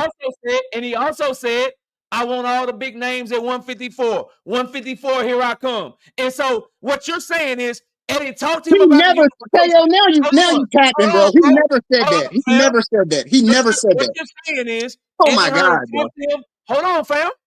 Eddie Hearn talked to him about the unification fight first, then starts offers. He talked to him about Avanesian first, then made the Avanesian fight. But in the case of 154 and Charles Conwell, because it kills everything you said about Virgil Ortiz, that's the one offer that Eddie Hearn sent without talking to Boots first. Get out of my face, bro. Get all the way out of my face, bro. You make no sense, fam. Not on this topic, dog. What are you talking like that? To me, that makes no sense. To me, that makes no sense. Like I said, but it makes no sense. It's not feasible. So why didn't Boots mention any of those guys? He mentioned all of those guys that you just named that Eddie sent an offer to, and you say that Boots talked to Eddie about it. Of course, Eddie already knew that shit. But why has he never mentioned Charles Conwell's name, bro? It makes no sense. Like literally, and I told you this the last time we had this conversation. Literally, it makes no sense for Boots. Charles Conwell was a backup. They were scrambling for opponents, man. Brian Norman Jr. ducked him. They didn't want to fight the Karen Kukadajian fight. They already had Philly booked. They already had the arena booked. He was scrambling for opponents. So he don't have time to come out and say, I'm doing this, I'm doing that. But Eddie Hearn damn sure got his phone number. Everybody, he damn sure know to call him. And Eddie Hearn trying to scramble for Boots Ennis is not going to send out an offer that Boots Ennis hasn't already approved? Because you just wasted your time when you're already scrambling to fill the void left by Brian Norman Jr., bro. And we just got two different ideas, KO, because as much as I've been following boxing for a long time. You don't. No, bro. you don't. What are you talking about? Facts. This is all opinions, first of all, but I feel like mine are more feasible than yours. But at the end of the day, we both been paying attention to this boxing shit for a long time. And when you talk to most boxers, no offense, but they're not they're not very smart. They're not in the business of boxing. They don't care. They just want to fight. So for whatever reason, y'all, some people got this idea that boxers are sitting at the table, boxers are on the phone with these promoters on a daily basis, talking to them. Like they not, bro. They let them handle the shit. And that's the energy that I got from Tank when Wilder and Gilly was talking to him. They don't be talking to these promoters. Like, they don't be at the table. When you are the only world champion at welterweight that your promoter has, he is not making a move and making a fight without talking to you. You just proved that. He can't make the fight. He can't make the fight without Boots. He didn't go offer Stanionis a fight without talking to Boots first. He didn't offer the Barrios fight without talking to Boots first. He didn't offer the motherfucking Brian Norman Jr. fight without talking to Boots first. We didn't know that Boots had sent a motherfucking offer to Brian Norman Jr. until Boots came out and said offer was sent. So Eddie talked to him first before he did that interview. So he talked to him first with all these fights that make Boots look good, right? The Brian Norman Jr. fight, Brian looking like a duck. So Eddie talked to him first. The motherfucking Mario Barrios fight, Barrios looking like a scary hoe. So you'll agree that Eddie talked to him first. The Stanionis fight, before Stanionis accepted it, he was looking like a hoe. So you'll admit that Boots talked to Eddie first. But in the case of Conwell and Virgil Ortiz, something that makes Boots look a little funny in the light, those are the times that Eddie just went off road, went off motherfucking on his own, and went to go try to make fights without talking to Boots Ennis first. Come on, bro. I never said really heavy right now. Bro.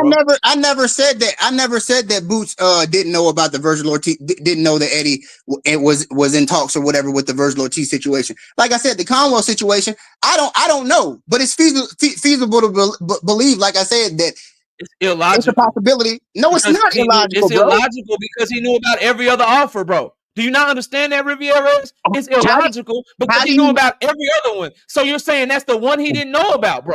That's illogical, fam. That's what a backup. You out your own mouth said it's a backup plan. If it's a backup plan, isn't it feasible for Eddie to not even tell him about it?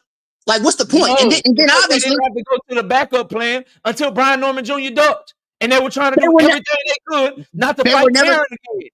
They were never going to go to that backup plan. Obviously. That would have been dumb as hell. It makes no sense, KO. Why the fuck would you move up? Why they time with a bullshit offer to do what? To do what? Because Eddie Hearn be doing dumb shit all the damn time. Like you act like Eddie Hearn ain't never done nothing stupid before. Okay. Even though I don't even believe that that's dumb, honestly. But truth be told, like they didn't. It was a backup plan. You don't think it's dumb. You don't think it's dumb to send Charles Conwell an offer without making sure Boots is okay with it? No, because at the end of the day, you got to go back to Boots.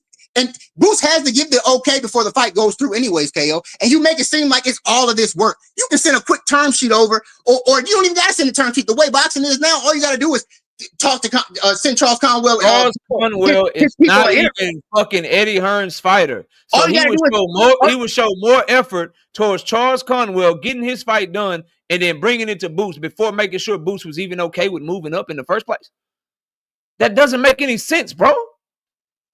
It's a backup plan. That's like my wife. That's like my wife scheduling me. That's like my wife scheduling a debate for me on another channel for tomorrow. Get the debate scheduled. Tell them I'm showing up. Tell them I'm coming, and then come back to me and be like, "Baby, I got this debate scheduled for you tomorrow." Well, baby, I don't feel like doing it. I don't want to do it. She gonna make sure I'm good with it first, bro.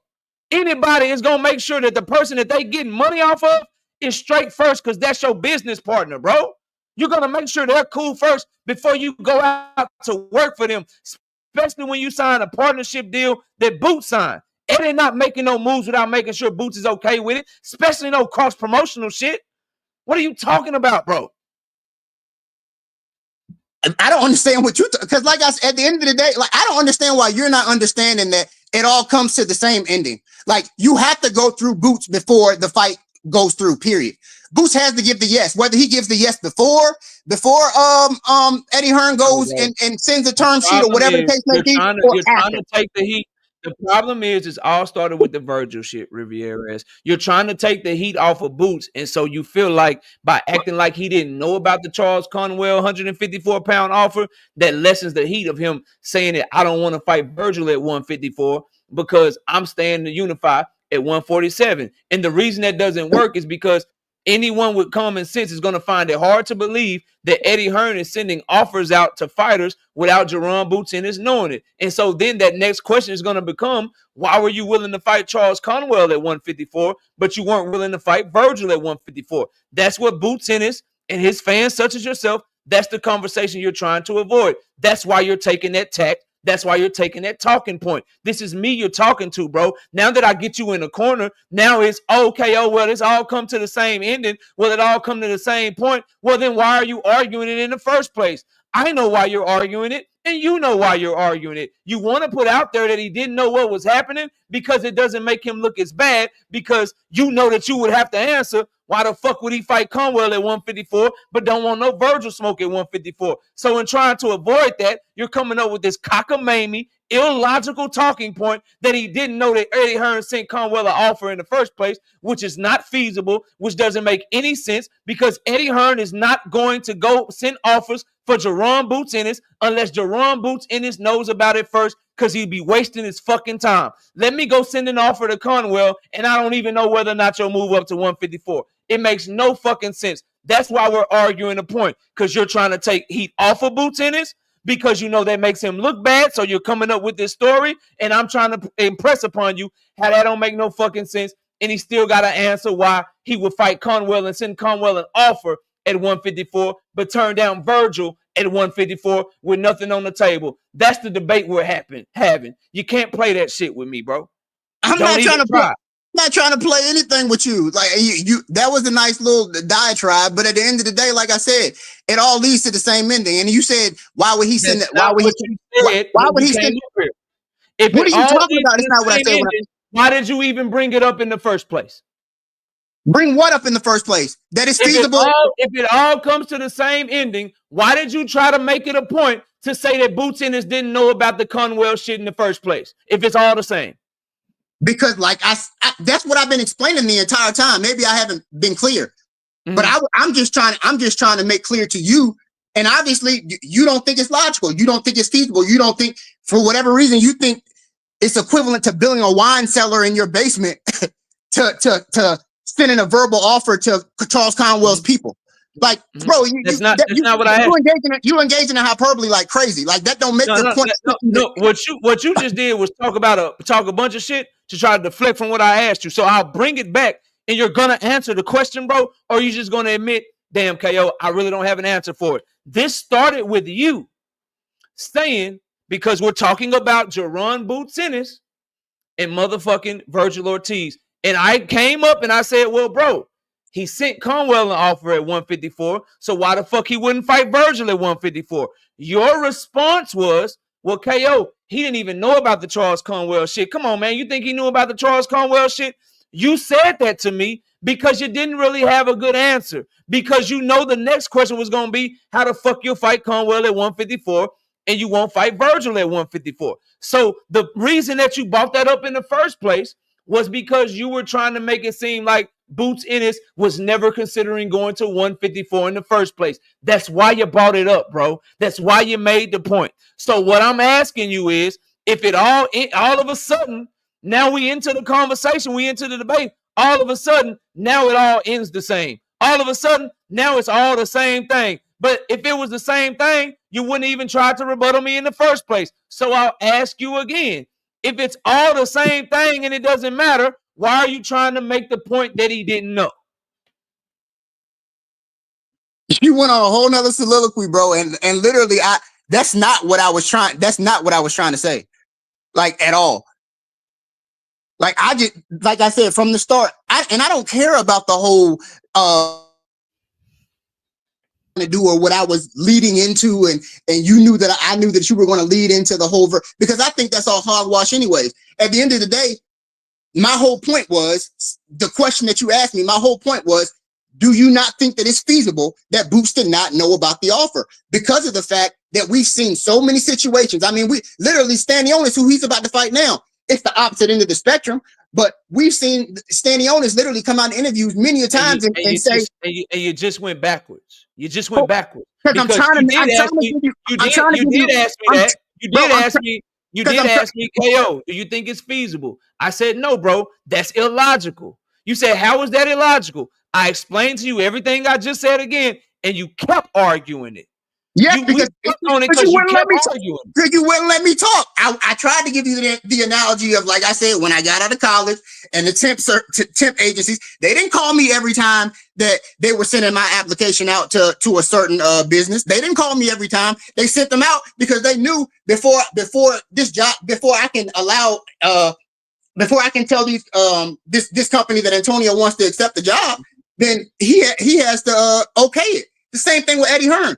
Ooh. Like I don't understand why you feel like it's so far. Let me take your analogy and let me cook you with it. In that analogy, bruh, I used to have to hustle like that. I used to have to do that shit. Yes. You know what that temp agency also? You know what that temp agency also does? They ask you what type of work you're cool with. Would you work at the packing plant? Are you willing to work with machinery? Do you have a CDL? Can you work a forklift? What type of shift do you want?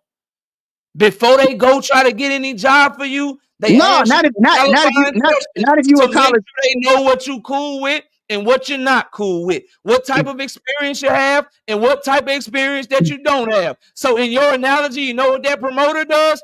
Hey, Boots, are you cool with unifying? Hey, Boots, would you fight at 154? Hey, Boots, would you go down to 140? Would you fight a nigga coming up from 140? Would you fight your mandatory again? Would you fight Terrence Crawford's leftovers? What do you think about fighting Charles Conwell? What about Virgil Ortiz?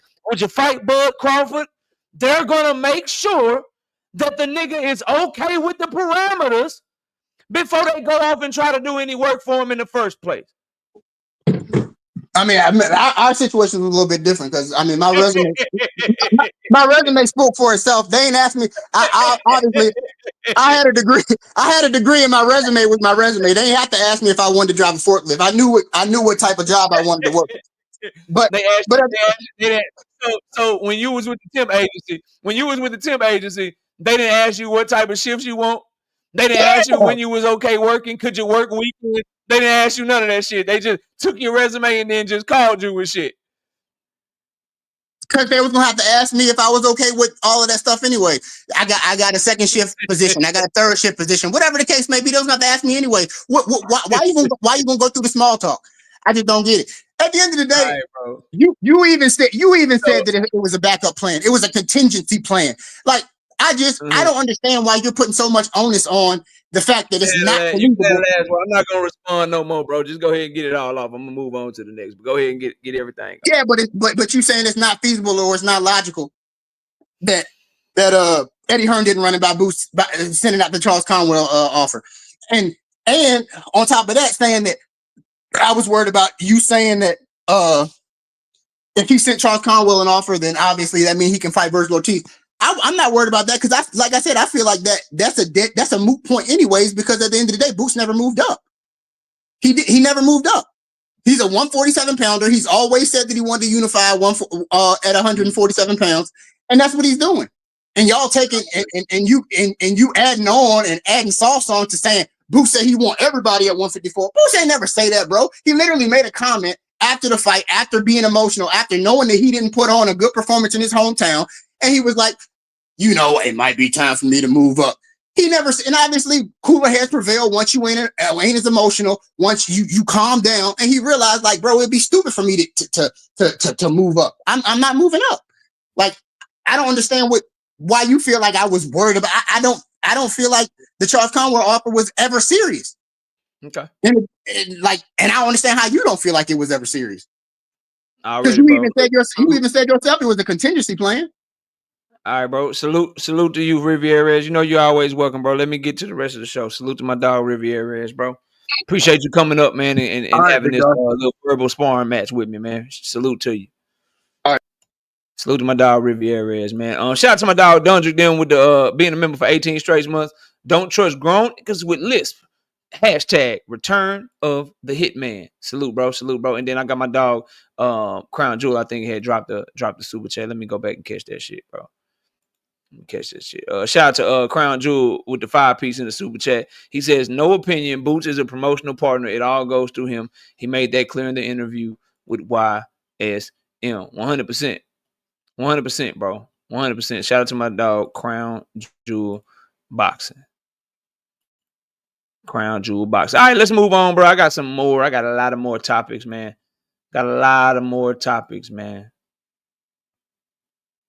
KO, that nigga just got. Nah, I ain't got no headache, bro. I ain't got no headache. Just a little, little light work. Abdullah pick Shakur Stevenson over Tank. Shout out to Joseph Johnson with the 2-piece in the super chat. Wave that white flag, bro. You've been cooked. Anyway, bro, Abdullah Mason picked Shakur Stevenson over Gervonta Tank Davis, and he says based on Tank Davis's fight with Lamont Roach, he's favoring Shakur Stevenson in that fight. And this is why it is so important for Tank Davis, big fight announcement that Kenny Ellis was talking about earlier today, to be Lamont Roach, because this is what's happening to Tank right now. It's one thing when you are in a position and people are criticizing you and you knocking shit out, you stepping on everything, you stepping on everybody. But now people are questioning your skills in the ring. Now people are questioning your ability in the ring. And the only way for Tank to answer those questions, light skin business, what's up? The only way for Tank Davis to put himself in position to where guys remember who he is it gotta be Lamont Roach. I was talking earlier about this to one of my homies, and it's like when you're in his situation, the only way to remind people is who gonna turn on Abdullah Mason for his opinion. Everybody entitled to their opinion, bro. Ain't like he went out the way to hate or nothing. He just answered the question, bro. Ain't nobody hating on Abdullah. He's entitled to his opinion. But for Tank Davis, he's in this situation where for the first time in his career, people have questions, right? People are looking at him like, yo, like, shit, I might got Lamont Roach beating you in the rematch. Like, shit, like, if Lamont Roach did that, nigga, what Shakur gonna do? You know what I mean? Like, goddamn, like, you having, like, nigga, I got Shakur beating you now. Like, pundits are saying that. Fight fans are saying that. You got fighters saying that. And it's one thing when it's like fight fans and shit. Like fight fans and shit. And fucking pundits and shit questioning you. But when your own people, like your own people that's in the sport that you in, that's in the profession you in, when they start questioning you, you got to pop out and you got to show them what's up, bro. And that's what Tank Davis said he liked more than anything. I like proving people wrong. I like proving the ones that came with him, wrong, that they ain't like that they this. Well, bro, you should have plenty of motivation to prove people wrong because there's a lot of people doubting you right now. That's why it got to be Lamont Roach to me, bro. That's why it got to be Lamont Roach to me. Crown Jewel Boxing says it really only matters to us, KO. If he fights Loma or Keyshawn, it looks great. They'll forget about Lamont. I don't think Lamont will ever be forgotten about until he go back and write that. That's why I want him to write that ship immediately. And then plus just the legacy of it, it's something different when guys like Floyd can say, man, I went straight back to Madonna. Hell you mean? I went straight back to you know what I'm saying, Jose Luis Castillo. And then still got all them Hall of Famers on my resume. That resume, that story is so much better. Like, okay, draw with Lamont Roach, beat Keyshawn Davis, beat Lomachenko. That's a good story, right? Draw with Lamont Roach, beat Keyshawn Davis, beat Loma, beat Shakur. That's a good story. That's cool, right? But it's still going to be like, okay, you had that draw with Lamont. You still going to write that shit. It's a good story, though. Like, it's cool. It's a great legacy. But the greatest legacy, because remember, bro, when I put you up here, I hold you to that shit. And the biggest legacy is draw with Lamont Roach, beat his ass in the rematch, then whip Keyshawn, then whip fucking Loma, then whip Shakur. Now your shit is above reproach. So he'll get credit for that shit. And it'll make some people forget. Like Keyshawn definitely got to forget because he got his ass whooped, right? If it's Shakur would definitely have to forget because he be the one getting his ass whooped. But Lamont and his 22 fans that he got gonna be like, nah, nigga, but I really beat you for real. I think I beat you. You did that to them, but you can't do that shit to me, though. He got to go answer those questions, bro.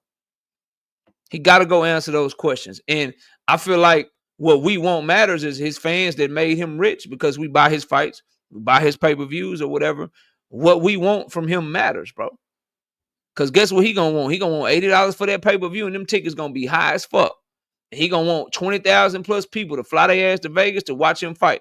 So if you asking that of me, we can ask you to prove that shit. And it looks like that's what he's doing and that's what he's trying to do. So I can't do nothing but respect it. But it's moments like this where I remember Abdullah had Tank over Shakur. And he's like, nah, shit, I might have to edge Shakur now after that Lamont Roach fight. You gotta change people's mind again. You gotta show them what's up, in my opinion, man. Straight up. Straight up. I think that's it, bro. I'm ready to open up the panel, man. I'm ready to open up the panel. Let me get this link out the chat and I'll put the new one in there. We got like 40 minutes left. We got like 40 minutes left, man. I'm ready to talk some boxing with y'all. Let me unpin that one. Let's drop the open panel link, man.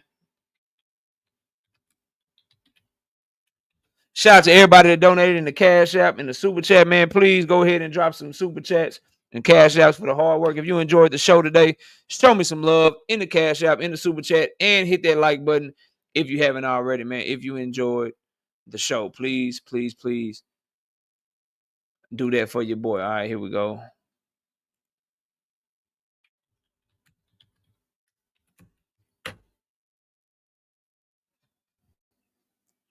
Links in the chat. KO, the Elvis and Lindolfo prediction tomorrow. Yep, already shot, bro. All my predictions. You weren't in here earlier, but I got all 13 predictions shot already. I can prove it to y'all. I just got to get them uploaded. Me with the hoodie on. That's 13 of them joints. Right there at the bottom. They all shot. I just got to drop them for y'all, man. Shout out to, I just got to drop them for y'all. So they'll all be dropping tomorrow, bro. Shout out to Chris with the 10-piece. No biscuit in the super chat. Says, thank you for the show. Appreciate you. Appreciate you, big dog. Thank you so much. Brandon says, you're only as good as your last fight. It sucks, but it's true. Dev is living that nightmare right now as well. Yeah, you're only as good as your last fight until your shit is over with.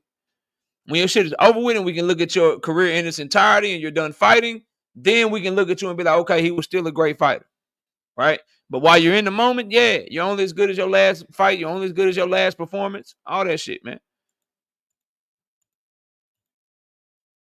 All right, y'all. We only got 37 minutes, so the panel is open from the jump, one at a time. Don't talk over anybody. And please, please, please try your best not to annoy the fuck out of me, boxing hacker. Whatever, Cam. What up, panel? What up, y'all? What's good with y'all, man? What's good with y'all? Hey, man. Writer's Block says, KO, where'd you play college ball at? I played in Mississippi. I don't want to get the name of the college because I don't want people to know my government. You know what I mean? But Mississippi, bro. All right, y'all go ahead. Shout out to my dog, Block News Media, with the 20-piece. No biscuit in the super chat. Says, I'm listening. Busy as hell, though. Salute. Salute, Yo, I got, bro. Salute. All right, y'all go ahead, man. I'm listening, bro. What's up? So I got to talk on what Abdullah said. So I have to agree. And it's something I've always been saying, like, people used to always say why I picked Shakur over Tank, right? I think stylistically, like, Tank's style will suffer with a boxer who's just patient. Oh, and I always felt that way. Like, right. if you look at Tank doesn't have high output, and you know he's a short fighter, so most fighters always try to bully him in the ring. And he's always normally his knockouts come when he catches you, you know. But if you have somebody who can box just as good as him, or maybe even better, and still like very patient and not rushing, I think that's a very hard style for Tank. because now you have to force him to be the one to be the attacker, which he's normally not that one. He's either hurt and then he's chasing you down, or he catches you while you're coming in. All right, somebody can respond to him, or y'all can just talk about whatever, bro. I'm leaving the panel for y'all. Y'all got it, man. I'm just listening and I'm moderating. I don't really want to respond to him, but y'all go ahead, bro. Yeah, I'm straight. He's saying some dumb shit. Well, number one, Shakur ran from Necrophilia, who's nothing like Tank. So you have to think that Shakur running away from these guys who don't have the boxing power that Tank has, is he really going to engage with Tank enough to win a decision? I don't think so. I think he'll try to go in there, stink up the joint, say he survived all 12 rounds. But again, it's effective aggression. It's ring generalship. I don't think he'll show any ring generalship. The best prediction. Yeah. So I think you got. I wonder if people make it a habit. How's he going to go up there and win a decision against Tank? Come on, you cut out. Go ahead, 2 cents. I don't know. You cut out a little bit. Go ahead, 2 cents. I don't know. I just think it's crazy. Like, Tank have a fight. They act like he got beat up or he just really struggled in the ring. It's like they're over exaggerating it, in my opinion. But that's my opinion. And now all of a sudden, all these other fighters get to take credit for Lamont Roach, as if these other fighters fight anywhere the same or near Lamont Roach. Like, it don't make logical sense, right? But I don't understand why we keep talking about this Tank and Shakur fight, to be honest with y'all. Like, why we keep talking about it? It seems like the chances of it happening are slim. And I'm gonna be honest with y'all, my 2 cents, this whole old 360K pay-per-view buy thing, to me, it just looks like a way to say, oh, I did something better than you because I know I have no intentions on ever fighting you. So whatever little thing I can find that makes me look better than you, which it makes him look worse, if we're being honest, and we're talking about the reality of what's going on in those pay-per-view numbers, it just looks desperate, in my opinion. Like, I don't understand why he would even do that. And then to be like, oh, I did more pay-per-view numbers than you, but you didn't, because it wasn't your card. You didn't make more money. You made way less. Like, it just doesn't make any sense to me. So I don't know. I don't think the Tank and Shakur fight is going to happen. And if it is going to happen, I don't see it happening no time soon. So I don't even understand why we keep talking about it. Like, y'all not finna Terrence Crawford, Earl Spence me to death. Keep talking about a fight until it gets announced, or even with the Terrence Crawford Canelo fight. Like, I'm not thinking it ain't announced, it ain't confirmed, it ain't none of that. I get it, we fans, we want to talk about it back and forth, but let's be realistic, y'all. That's my only thing. I mean, we talked about what he's going to do. He's going to get in there, survive all 12 rounds, and then go on a participation trophy run like his two homeboys, Lamont Roach and Edgar Berlanga. That's what's going to happen if they ever do fight. But I share the same opinion as you, 2 cents. No, they're going to fight. Hopefully they fight. I mean, if people were doubting that Earl Spence and Crawford would fight, as long as, like I said, both fighters want it, I want to believe. Man, even though Tank always shoots down the fight, hopefully he ends up wanting as well, and that fight happens. Get made until he get from under 80 Hearn, bro. Why is that? Why is that? Look, Tank is getting lined up with Lomachenko, you right? was free, my nigga. You was free, bro. I don't want to hear that. Like, but he was getting lined up with Lomachenko. Lomachenko was with Bob Arum. He's not with top. They're not about to do no cross promotional shit with no. They were about to before that though.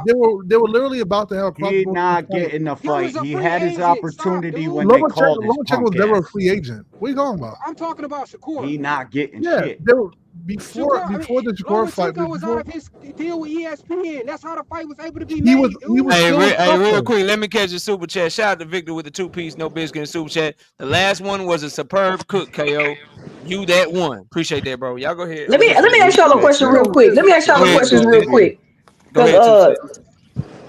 if Jermell Charlo goes back to 54 and attempts another undisputed run, what does that say? First of all, I don't think Jermell Charlo, I'm not even a huge Jermell Charlo fan, but I'm objective. I don't think Jermell Charlo gets enough credit and respect for his undisputed run. Like, 154 division ain't no easy division. In my opinion, it's one of the toughest divisions in boxing right now. And he went on a run to undisputed in the 54 division, collecting the belts off of each champion, even had to do some rematches. So instead of him deciding to go to 160 or anything like that, he's going back to the division with all the smoke. What does it say about Jermell Charlo if he goes on another undisputed run, even if he's unsuccessful? Well, is he gonna fight? I saw reports he may fight Laura on the undercard of Tank. No, they're gonna be on. They're gonna be. They might be on the card, but not fighting each other. Not fighting each other. Okay, I saw on Bad Left Hook, and they're usually very good. But I'm cool it with says that. a lot. Go ahead. Go ahead, bro. I mean, it doesn't really. I mean, that means he's gonna go for another boxing hacker. Not you. I was talking about. Go ahead.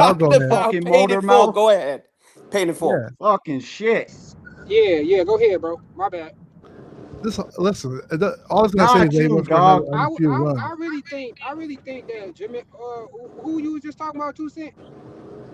Jermell Charlo. Jermell Charlo. I really think he's supposed to be undefeated outside of Canelo. I really don't think Tony Harrison beat him, bro. To be honest, but nah, they was questionable losses. Well, that Tony Harrison was for sure. Yeah, Canelo was a definitive loss. Yeah, but he lost to Canelo. But yeah, I really feel like shit. He do deserve more credit than what he get. But I mean, shit, they really gonna hold that shit over him with the Canelo situation. You know, they gonna hold it over his head just because of how he went out. His undisputed run was legendary. Yeah. That's an undisputed run. Winning these fucking belts in one fight. That ain't no undisputed shit. It's What Castano. still the same thing. And Castano is very talented. Dude beat Errol in the Crawford saw how 154 was, and he ran away and said, hey, I don't want to do this. I don't want this smoke. I want a payday. I want to be cashed out. I want a retirement. If I'm not going to fight Canelo, I'm not going to fight anybody. So, Jermell gets slighted on. He gets so disrespected, and I don't understand why, to 2 Cent's point. And Crawford is held up to this high esteem when he really fought just one guy. And now he's going to go into this retirement check. He's trying to play it like, hey, I'm chasing legacy. He's not chasing legacy because just a year ago, he was saying 168. You want me to go to 168 and fight Canelo? I mean, he just fight one guy. Canelo is totally underrated. He is totally underrated. Come on. Because 154 is deep. There's sharks there, and Crawford didn't want any of it. Murtalayev said, that's my dream fight. And Crawford went silent like a mouse in church. You do realize how old Crawford is, right? Come on. You do realize how old. Now Crawford old. Now Crawford old. You do realize how old he is, right?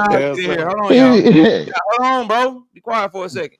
Let my dog Nas get in here, bro. Nas, what's up? What's good with you, man? Can you hear me? I can hear you loud and clear. What you got for the show, fam? I be listening to y'all, man. I like the show, man. I like this panel. Y'all be doing your thing, man. And I'm just here to listen, man. Trying to see if I could get my input on some stuff. After listening for a little while, man. I ain't really want to show my support, man. I've been listening for 2 years, and this is my first time coming up.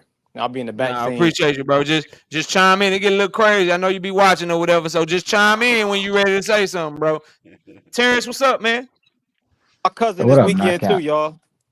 Yeah. Y'all make sure y'all rock out with Abdullah this weekend. That's Abdullah Mason's cousin, by the way, in case y'all ain't know. Oh, okay.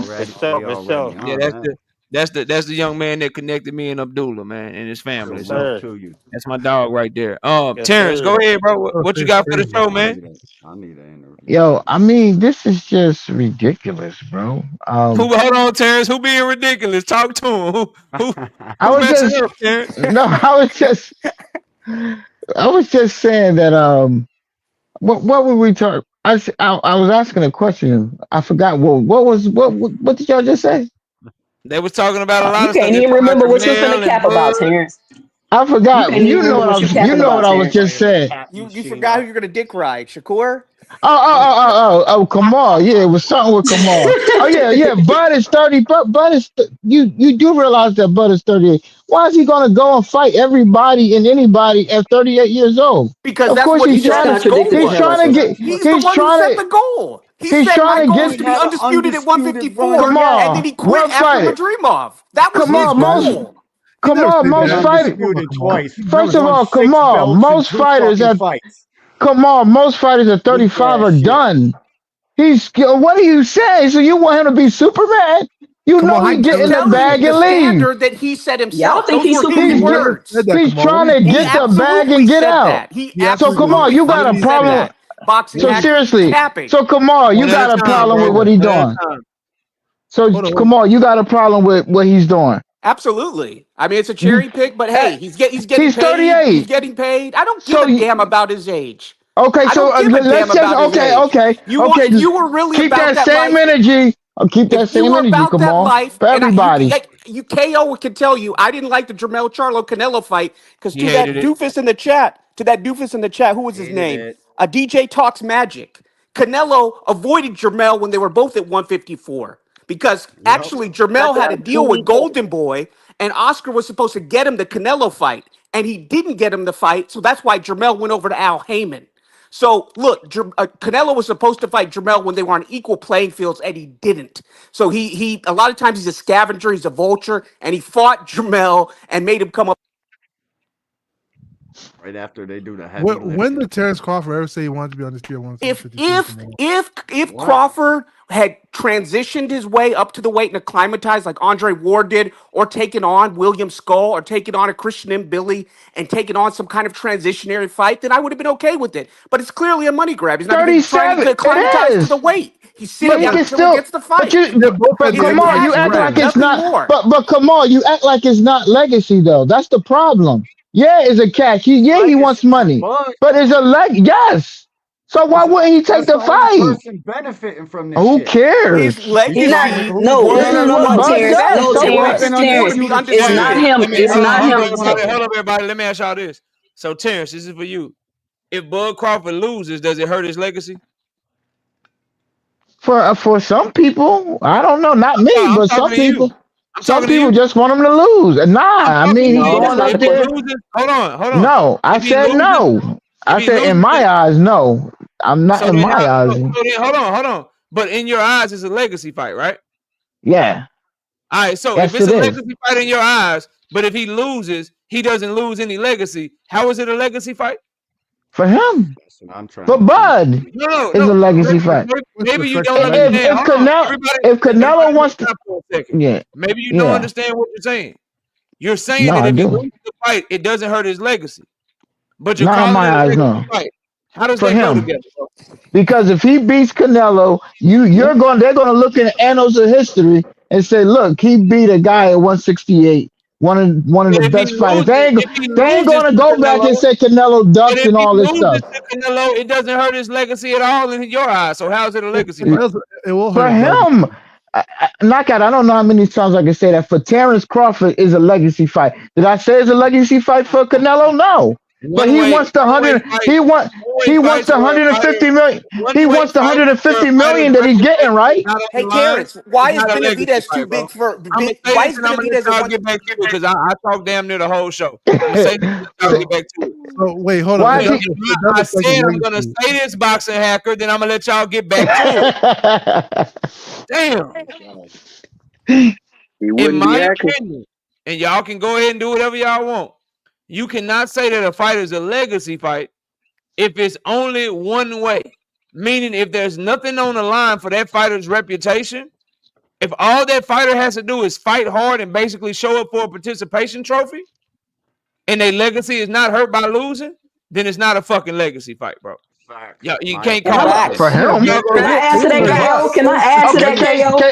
May I Losing ask always you a affects the question, legacy, KO? KO. KO, may I ask you a Hold on. question before you Ask the leave? question. I defer whatever question you're gonna ask me. I defer it to 2 cents. You can ask her, and Okay, she'll two answer. cents. Okay, so 2 cents, guys. So Legacy always you're affects telling. the So in the annals of history, when you look at Bud's resume and you see Canelo on there, you're not going to tell me that his resume is not going to look better in the annals of all the greats when he has Canelo on that resume. No, Yes or no? No, Canelo ain't no, gonna Bro, pay. you be I'm on there. asking no. two I'm cents. I'm I'm gonna look asking at two the cents. resume. I'm gonna look at the Yeah, resume, and I'm gonna say, yeah. damn, he only got 2 people on his resume. Okay, okay. So at least it's With another Facts. 20 one. names So on it. There's literally hey, 20 at least names in you that admit that it's resume. now two. It Hey, was not before. It'd have Terrence, been Nah, one. Now it's two. why let is me answer the Benavidez question too for you, big bro. for Canelo? What Too people big for are gonna Crawford at do? 168, but Canelo, the big money man, is not. Why can't he fight anybody else? Why I'll can't he fight answer that. anybody I'll else? answer that. I'll answer That's that how after you know it's a cash knockout. grab. That's how you Wait, know it's a let's cash not. grab. Wait. Let knockout answer, and I'll answer that. What the majority of people are gonna do if this fight goes through, when they look back at Terrence Crawford's resume, is they're gonna say he was a 2-time undisputed champion. He lost to Canelo Alvarez, but hey, he moved up to weight classes. That's if you lose knockout. It was the tail end of his career. It's not gonna hurt him no way, shape, or form. But Yeah, I hear you. had he lost to Earl, that meant something. If he went for a run at 154 and lost to one of those guys, that meant something, because those are fights where he's actually supposed to win. Those are fights that are considered 50-50. When you go into a fight as a He's 37. and all the odds are against you, you have nothing to lose. It's like when Madrimal fought Bud, bro. Like, he ain't had shit to lose. You fighting Bud Crawford, nigga, you supposed to lose. So you fight hard, your stock go up. You fight good, your stock go up. Bud is in that position with Canelo, bro. I don't know why y'all don't understand that, bro. All that nigga has to do is not be a bitch like Jamel, and he good.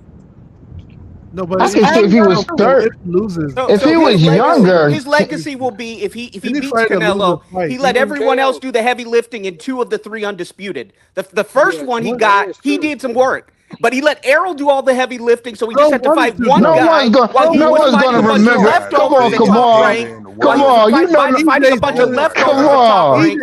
Kell Brook, and then Canelo. Canelo got all the belts, and he beat Canelo. Stop. That'll be his legacy. No, come on. You will remember that, but how many casuals gonna remember that? Will Crawford and Canelo are in a position to where Canelo has nothing to gain and everything to lose. Nobody gonna be talking about Crawford like that anyway. Nothing to lose. It's not a legacy. You hate him, don't you, too, Sid? Blood fans are making this shit harder than it is. So I say it one more time, and I really don't understand why y'all don't get it, bro. At the end of the day, because of the weight difference, because of Bud Crawford's age, because of him coming up 21 pounds in one fight, they are both in a position where Canelo Alvarez gets no fucking credit for beating Bud Crawford. And Bud Crawford gets no criticism for losing to Canelo Alvarez. One is in a win-win situation. The other one is in a lose-lose situation. That is not what a legacy fight is all about, bro. We criticize Charlo. Well, he getting 120 million. Layoff, KO. We literally criticize Charlo to lose 120 million what? Pesos? I heard Turkey's pay people in cryptocurrency. I don't believe that. Catching some Bitcoin on the back. Whoa. Fuck out of here. Shout out my guy. Charlo he's going to Forex. I heard you, Boxing Hacker. Yeah. The difference is Jamel Charlo is not criticized for losing. He's criticized for fighting like a hoe. Yes. That's the I difference. don't know. I think no matter what, if he lost, he'll still get criticized. Nobody's mad like, yo, Jamel Charlo, you lost the fight. We can be out lost. We can be out lost. You ran from this nigga the whole time. He went up 2 divisions. Hey, KO. We can out Fought like a hoe. Hey, KO. Fought like a hoe. Oh my god. That's why he's not from Texas. He's from Louisiana. We kicked him out, bro. I believe anytime you fight, you lose. Hey, y'all let my dog Rich get in here. I ain't heard Rich say nothing. I think I hear him calling my name. Rich, what's up? Hey, Nah, that KO. was me, but go ahead. Nah, Oh, my bad. I thought that was Rich, bro. My fault. Nah, that was me. I was calling. Go ahead. I'm listening. Hey, quick question though, right? So if Canelo knocked Crawford out in the second round, you don't think y'all will remember his legacy for getting knocked out by Canelo? No, they gonna say. No, I'm gonna tell you what they gonna say. They gonna say he dared to be great. Oh, Crawford, he dared to be great. He went up 2 weight classes. Everybody gonna remember. Y'all already remember him as for one fight, Earl Spence. So if he get knocked out by Canelo, what you gonna remember as? Yep. Just gotta affect, of course, it's gonna affect. I'm just asking a question, man. It seems like that's what y'all already got planned, man. As a fighter, your legacy is looked at in totality. It's not just like parts of it, or well, at least you. So then, what's his legacy, Boxing Hacker? Well, let's look at the totality then, Boxing Hacker. Yeah. What's his legacy? 2 fights for undisputed, Boxing Hacker. That's his legacy. 2 fights for undisputed. Let's talk about 2 times. 2 fights for undisputed. No, Boxing Hacker. 2 fights for undisputed. 2 fights for undisputed. Yeah, you can say whatever you want. Okay. Before when there was only 1 belt, he won that 1 belt. But this is the. So it doesn't really undisputed in history. But this guy was a 2-time undisputed champion in an era where there weren't many of them. That's what's gonna show. Bro, that's not what y'all gotta go back and go through history and just think about what it is, bro. What do we remember Ray Leonard for? No, he was besides Ray Leonard. being Talk great. about somebody else. What do we remember him for? Hold Everybody. on, hold on. What do we remember him for? Okay, let's talk about that. Okay, for coming back and being Durant the second time and the third time after losing the first time, and for being the rest of the Fantastic Four. That's what we remember. Okay, all right. So that's Ray Leonard. What do we remember Floyd Mayweather for? For his 50-0. 50-0, yeah. His resume, his legacy fights. Champion. Corrales, Castillo, Manny Pacquiao, Oscar De La Hoya. Floyd gave us fight after fight, a stacked resume. How many of them would have been favored against Buzz? What do we remember Oscar De La Hoya for? Stacked resume. He fought everybody. He didn't have to take the Bernard Hopkins fight. Oscar fought everybody. What do we remember Tommy Hearns for? He didn't have that. Every fucking human alive. Who? Okay, who's on Hearns' resume? I'm just asking. When you think of Tommy Hitman Hearns, what do you think of? Just knockouts, big knockout punches. Can I say something real quick? You can, but let me just land the plane. The point is, most of the all-time great fighter that I named, you didn't talk to me about how many divisions Ray Leonard was in the champion. That wasn't the first thing that came to your mind. You didn't talk to me about how many world champions and how many divisions Floyd Mayweather was. You talked about his fights. You didn't talk about Oscar De La Hoya. Hold on, bro. We don't think of Oscar De La Hoya as a gold medalist or how many divisions he won a champion with. That shit goes with it. But with all those all-time greats, the first thing that we think about is the fights that they gave us and the fighters that they fought, bro. That's the first thing. Ray Robinson. Bingo. What do you And I don't give a damn. But go ahead, bro. And I don't give a damn about Crawford's age because remember Hopkins? Remember Bernard Hopkins? Remember George Foreman? Rest in peace. So I don't give a damn about his age because he still was holding on belts, holding the 154-pound division hostage. Don't give me his age. That's bullshit. Because the alien did well. This guy's a hater right here. And that's what I was about to say. Hold on, Terrence. Let me ask you a question. Y'all let me hear what 2 Cents got to say. Go ahead, 2 Cents. Because you kind of took the words right out of my mouth. I was about to say, when you mention these all-time great fighters, you never mention no doggone accolades. Nope. You do. Okay. It's revisionist history. They fought for Boxing hacker. Boxing hacker. Boxing hacker. They're second, third priority. Ray Leonard is not remembered for them 5 divisions or whatever it was. That man is remembered for Roberto Duran. He's remembered for Marvin Hagler. He's remembered for Tommy Hearns, bro. Floyd Mayweather is not remembered for 5 divisions and all that shit. He remembered for who he fought and for finishing undefeated. Opponents. Nobody say Earl Spence will be remembered more than Terrence Crawford. There's a motherfucker that fought everybody, win, lose, or draw, bro. Okay. So Earl Spence will be remembered more than Terrence Crawford. What? Okay, listen. Absolutely. Listen. 2 Cents is right. Listen, this is the hate. And that's why this is the popular than Crawford. That's why Crawford has to hate on Arrow because says he's not in the Hall of Fame because Crawford didn't take Arrow's fan base. Crawford's still losing money to Turkey. $10 million lost on that Turkey fight in LA. Crawford is jealous of Arrow. 2 Cents is 100% right. I want to talk about why they remember great fighters. No. I want to focus on that point. Why they remember great Tommy fighters. Hearns fought Marvin Hagler, what belts were on the line? Can you tell me what belts were on the line in all of them historic fights? You fucking can't, because don't nobody care about them accolades, bro. Well, why is Tommy Hearns? Care about accolades, bro. We care about footage. Great matchups. We don't care about Ndongo. We don't care about Ricky Burns. Bullshit fights like that. Well, y'all keep talking about Tommy Hearns. Tell me who Tommy Hearns beat. 5 people. Yeah, name 5. Not you, knockout. All of them. Name the 5 greatest people Hearns beat. 5. I don't have the name. 5. I'm asking them. No, not you, knockout. I'm asking. All these people talking about Hearns. You answer your own all these people talking. All these people talking. All these people talking about Hearns. You don't know they should know answers to. They should know the 5 people that Tommy Hearns' biggest fight, his biggest wins. Yourself so you won't answer though. You won't. Well, you tell me the answer. I don't ask. I don't know the answer. Name 5 people Terrence Crawford beat. Name 5 people Terrence Crawford beat. 2 Cents. He beat Sean Porter. He just beat Madrimov. He beat Green Beans, whatever the hell y'all talking. Madrimov just got beat by Virgil Ortiz. What are you talking about? He beat Madrimov won that fight. That was a debatable fight. A lot of people thought Madrimov won that.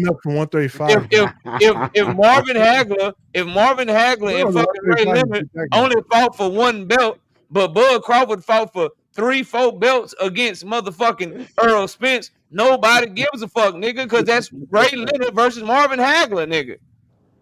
Like y'all will always fall short. Just get Hey, it. look, you a bad man. Winky Wright was avoided. Bernard Hopkins was avoided. They have much better resumes than Crawford. Those two guys were avoided. Is Crawford a bad dude, though? You a bad man. Somebody he's avoid really you good. for I don't know years. what you're talking about. No one's saying that. Nobody's saying that he's not. They're moving goalposts. He just can't be compared to the people y'all trying to compare him to. It's relative to your era. You can't just They say keep moving He's goalposts. not an all-time great, y'all. He just not an all-time great. Make sure you bring that up though when you how speak you on his compare name. somebody Make sure like you Ray bring up Robinson that he era was with also three all-time great. Fuck out of here. He's not an all-time great, guys. All-time. You guys are off your rocker, man. Fucking relative lost to the your era. minds talking It's about always number relative to the era. 3. Winky Wright and Burrard Hopkins were avoided, and their resumes destroy Crawford. So I don't want to hear that shit about him Winky, being my avoided. dog. Would y'all put Terence Shit. Crawford at all-time great if he beat Canelo? Of No. No, he beat two guys if he beats The Canelo.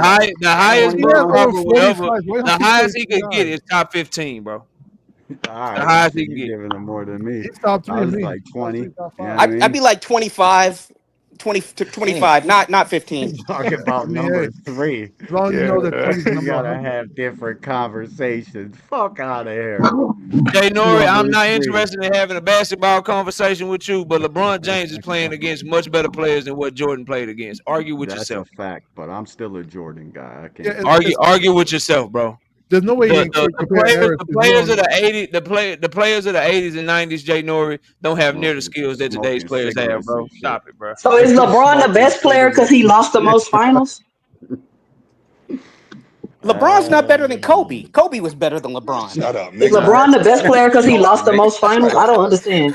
Michael Jordan's the GOAT. I mean, it's not even He got the talking. most points. LeBron way better. than MJ is Kobe. the reason these kids play the way they do, and the dude before him is the reason he played the way he did. So LeBron couldn't handle little Draymond kind of- Green. He wouldn't have done anything against the bad boy This guy Pistons. just be The hating, bad man. boy Pistons would. He like he get obsessed with hating on people, man. Yo, Yeah, you that's talking LeBron. about Kamal or me, dog? You talking about? Ain't none of these fighters from this era finna be no all-time Hey, greats man, this year. I'm sorry. I got a couple super chats, y'all. Give me a second. Shout out to Envy, the guy with the 5-piece in the super chat. He say Crawford fans are the most delusional fan base in boxing. Beating Canelo wouldn't even put him top 10 all time, let alone top 3. Shout out to Juke with the 2-piece, no biscuit super chat. Tommy also beat Wilfred Benitez. Facts. That's 2 Hall of Famers. Yeah. But Crawford ain't beat no Hall of Famers yet. Let him tell it. Shout But out don't to y'all say, oh my bad. Shout out to Crown Jewel Boxing with the 5-piece no biscuit super chat. Hearns beat Pepino Cuevas, Duran, Leonard, Virgil Hill, and was one half of the most exciting 9 minutes in boxing history against Hackett. Not to mention. Yeah. That's why his name Crown Jewel. Don't y'all say that Canelo a cherry picker and he don't fight nobody? Ain't that the sentiment about Canelo? He cherry pick, but he also don't has the fight best nobody. resume in But boxing. if Bud goes up and beat him, he an all-time great. No, but Canelo also has one of the best. Ooh, you got him. You can't have it both ways. 2 cents got you. You can say no, it's the same thing. Come on, You can say stupid. cherry pick now, but he still has the best resume in boxing right now. Hey, well, look, hey, let me jump in right quick, man, before y'all get off. Let me jump in. Let me just say this. To say Crawford and Canelo, that's kind of a knock to Errol Spence because during all the Hall of Fame conversation, one of the names y'all gave Errol Spence credit for is Mikey Garcia. Somebody who went up 2 weight classes, fought like a bitch, and got it paid and retired. And he retired. He retired right after that fight. Fought like a bitch. That's why I be having a hard time just letting you come up here and talk. Mikey Garcia fought like 2 fights after that. Why you just come up here lying, bro? Well, I'm just saying it's the same thing, though. It's the same thing, bro. He didn't fight like a bitch in that fight either. He didn't fight like Jermell Charlo. You said he fought Earl like a bitch and then retired. Well, he retired shortly after that. You know what I mean? Rich, Y'all the difference is, hold on. Earl Spence wasn't begging to fight Mikey Garcia like Terrence begging to fight Canelo. Mikey Garcia wanted to fight Earl Spence. But Earl Spence gets credit for the win. And nobody's and would Mikey Garcia have been an all-time great if he beat Earl Spence? Hey, 2 cents. If Terrence Crawford was a pay-per-view star, And Mikey went up 1 division. He was at 140. He won a title at 140. Where do So you stop rate the cap. Terrence Crawford's skill level at there? Yeah, but y'all hate so much. It's not about his skill level. We're not moving the goalposts. No, It's not about his skill It's level. about competition level, not skill level. Stop moving the goalposts. Who'd you fight?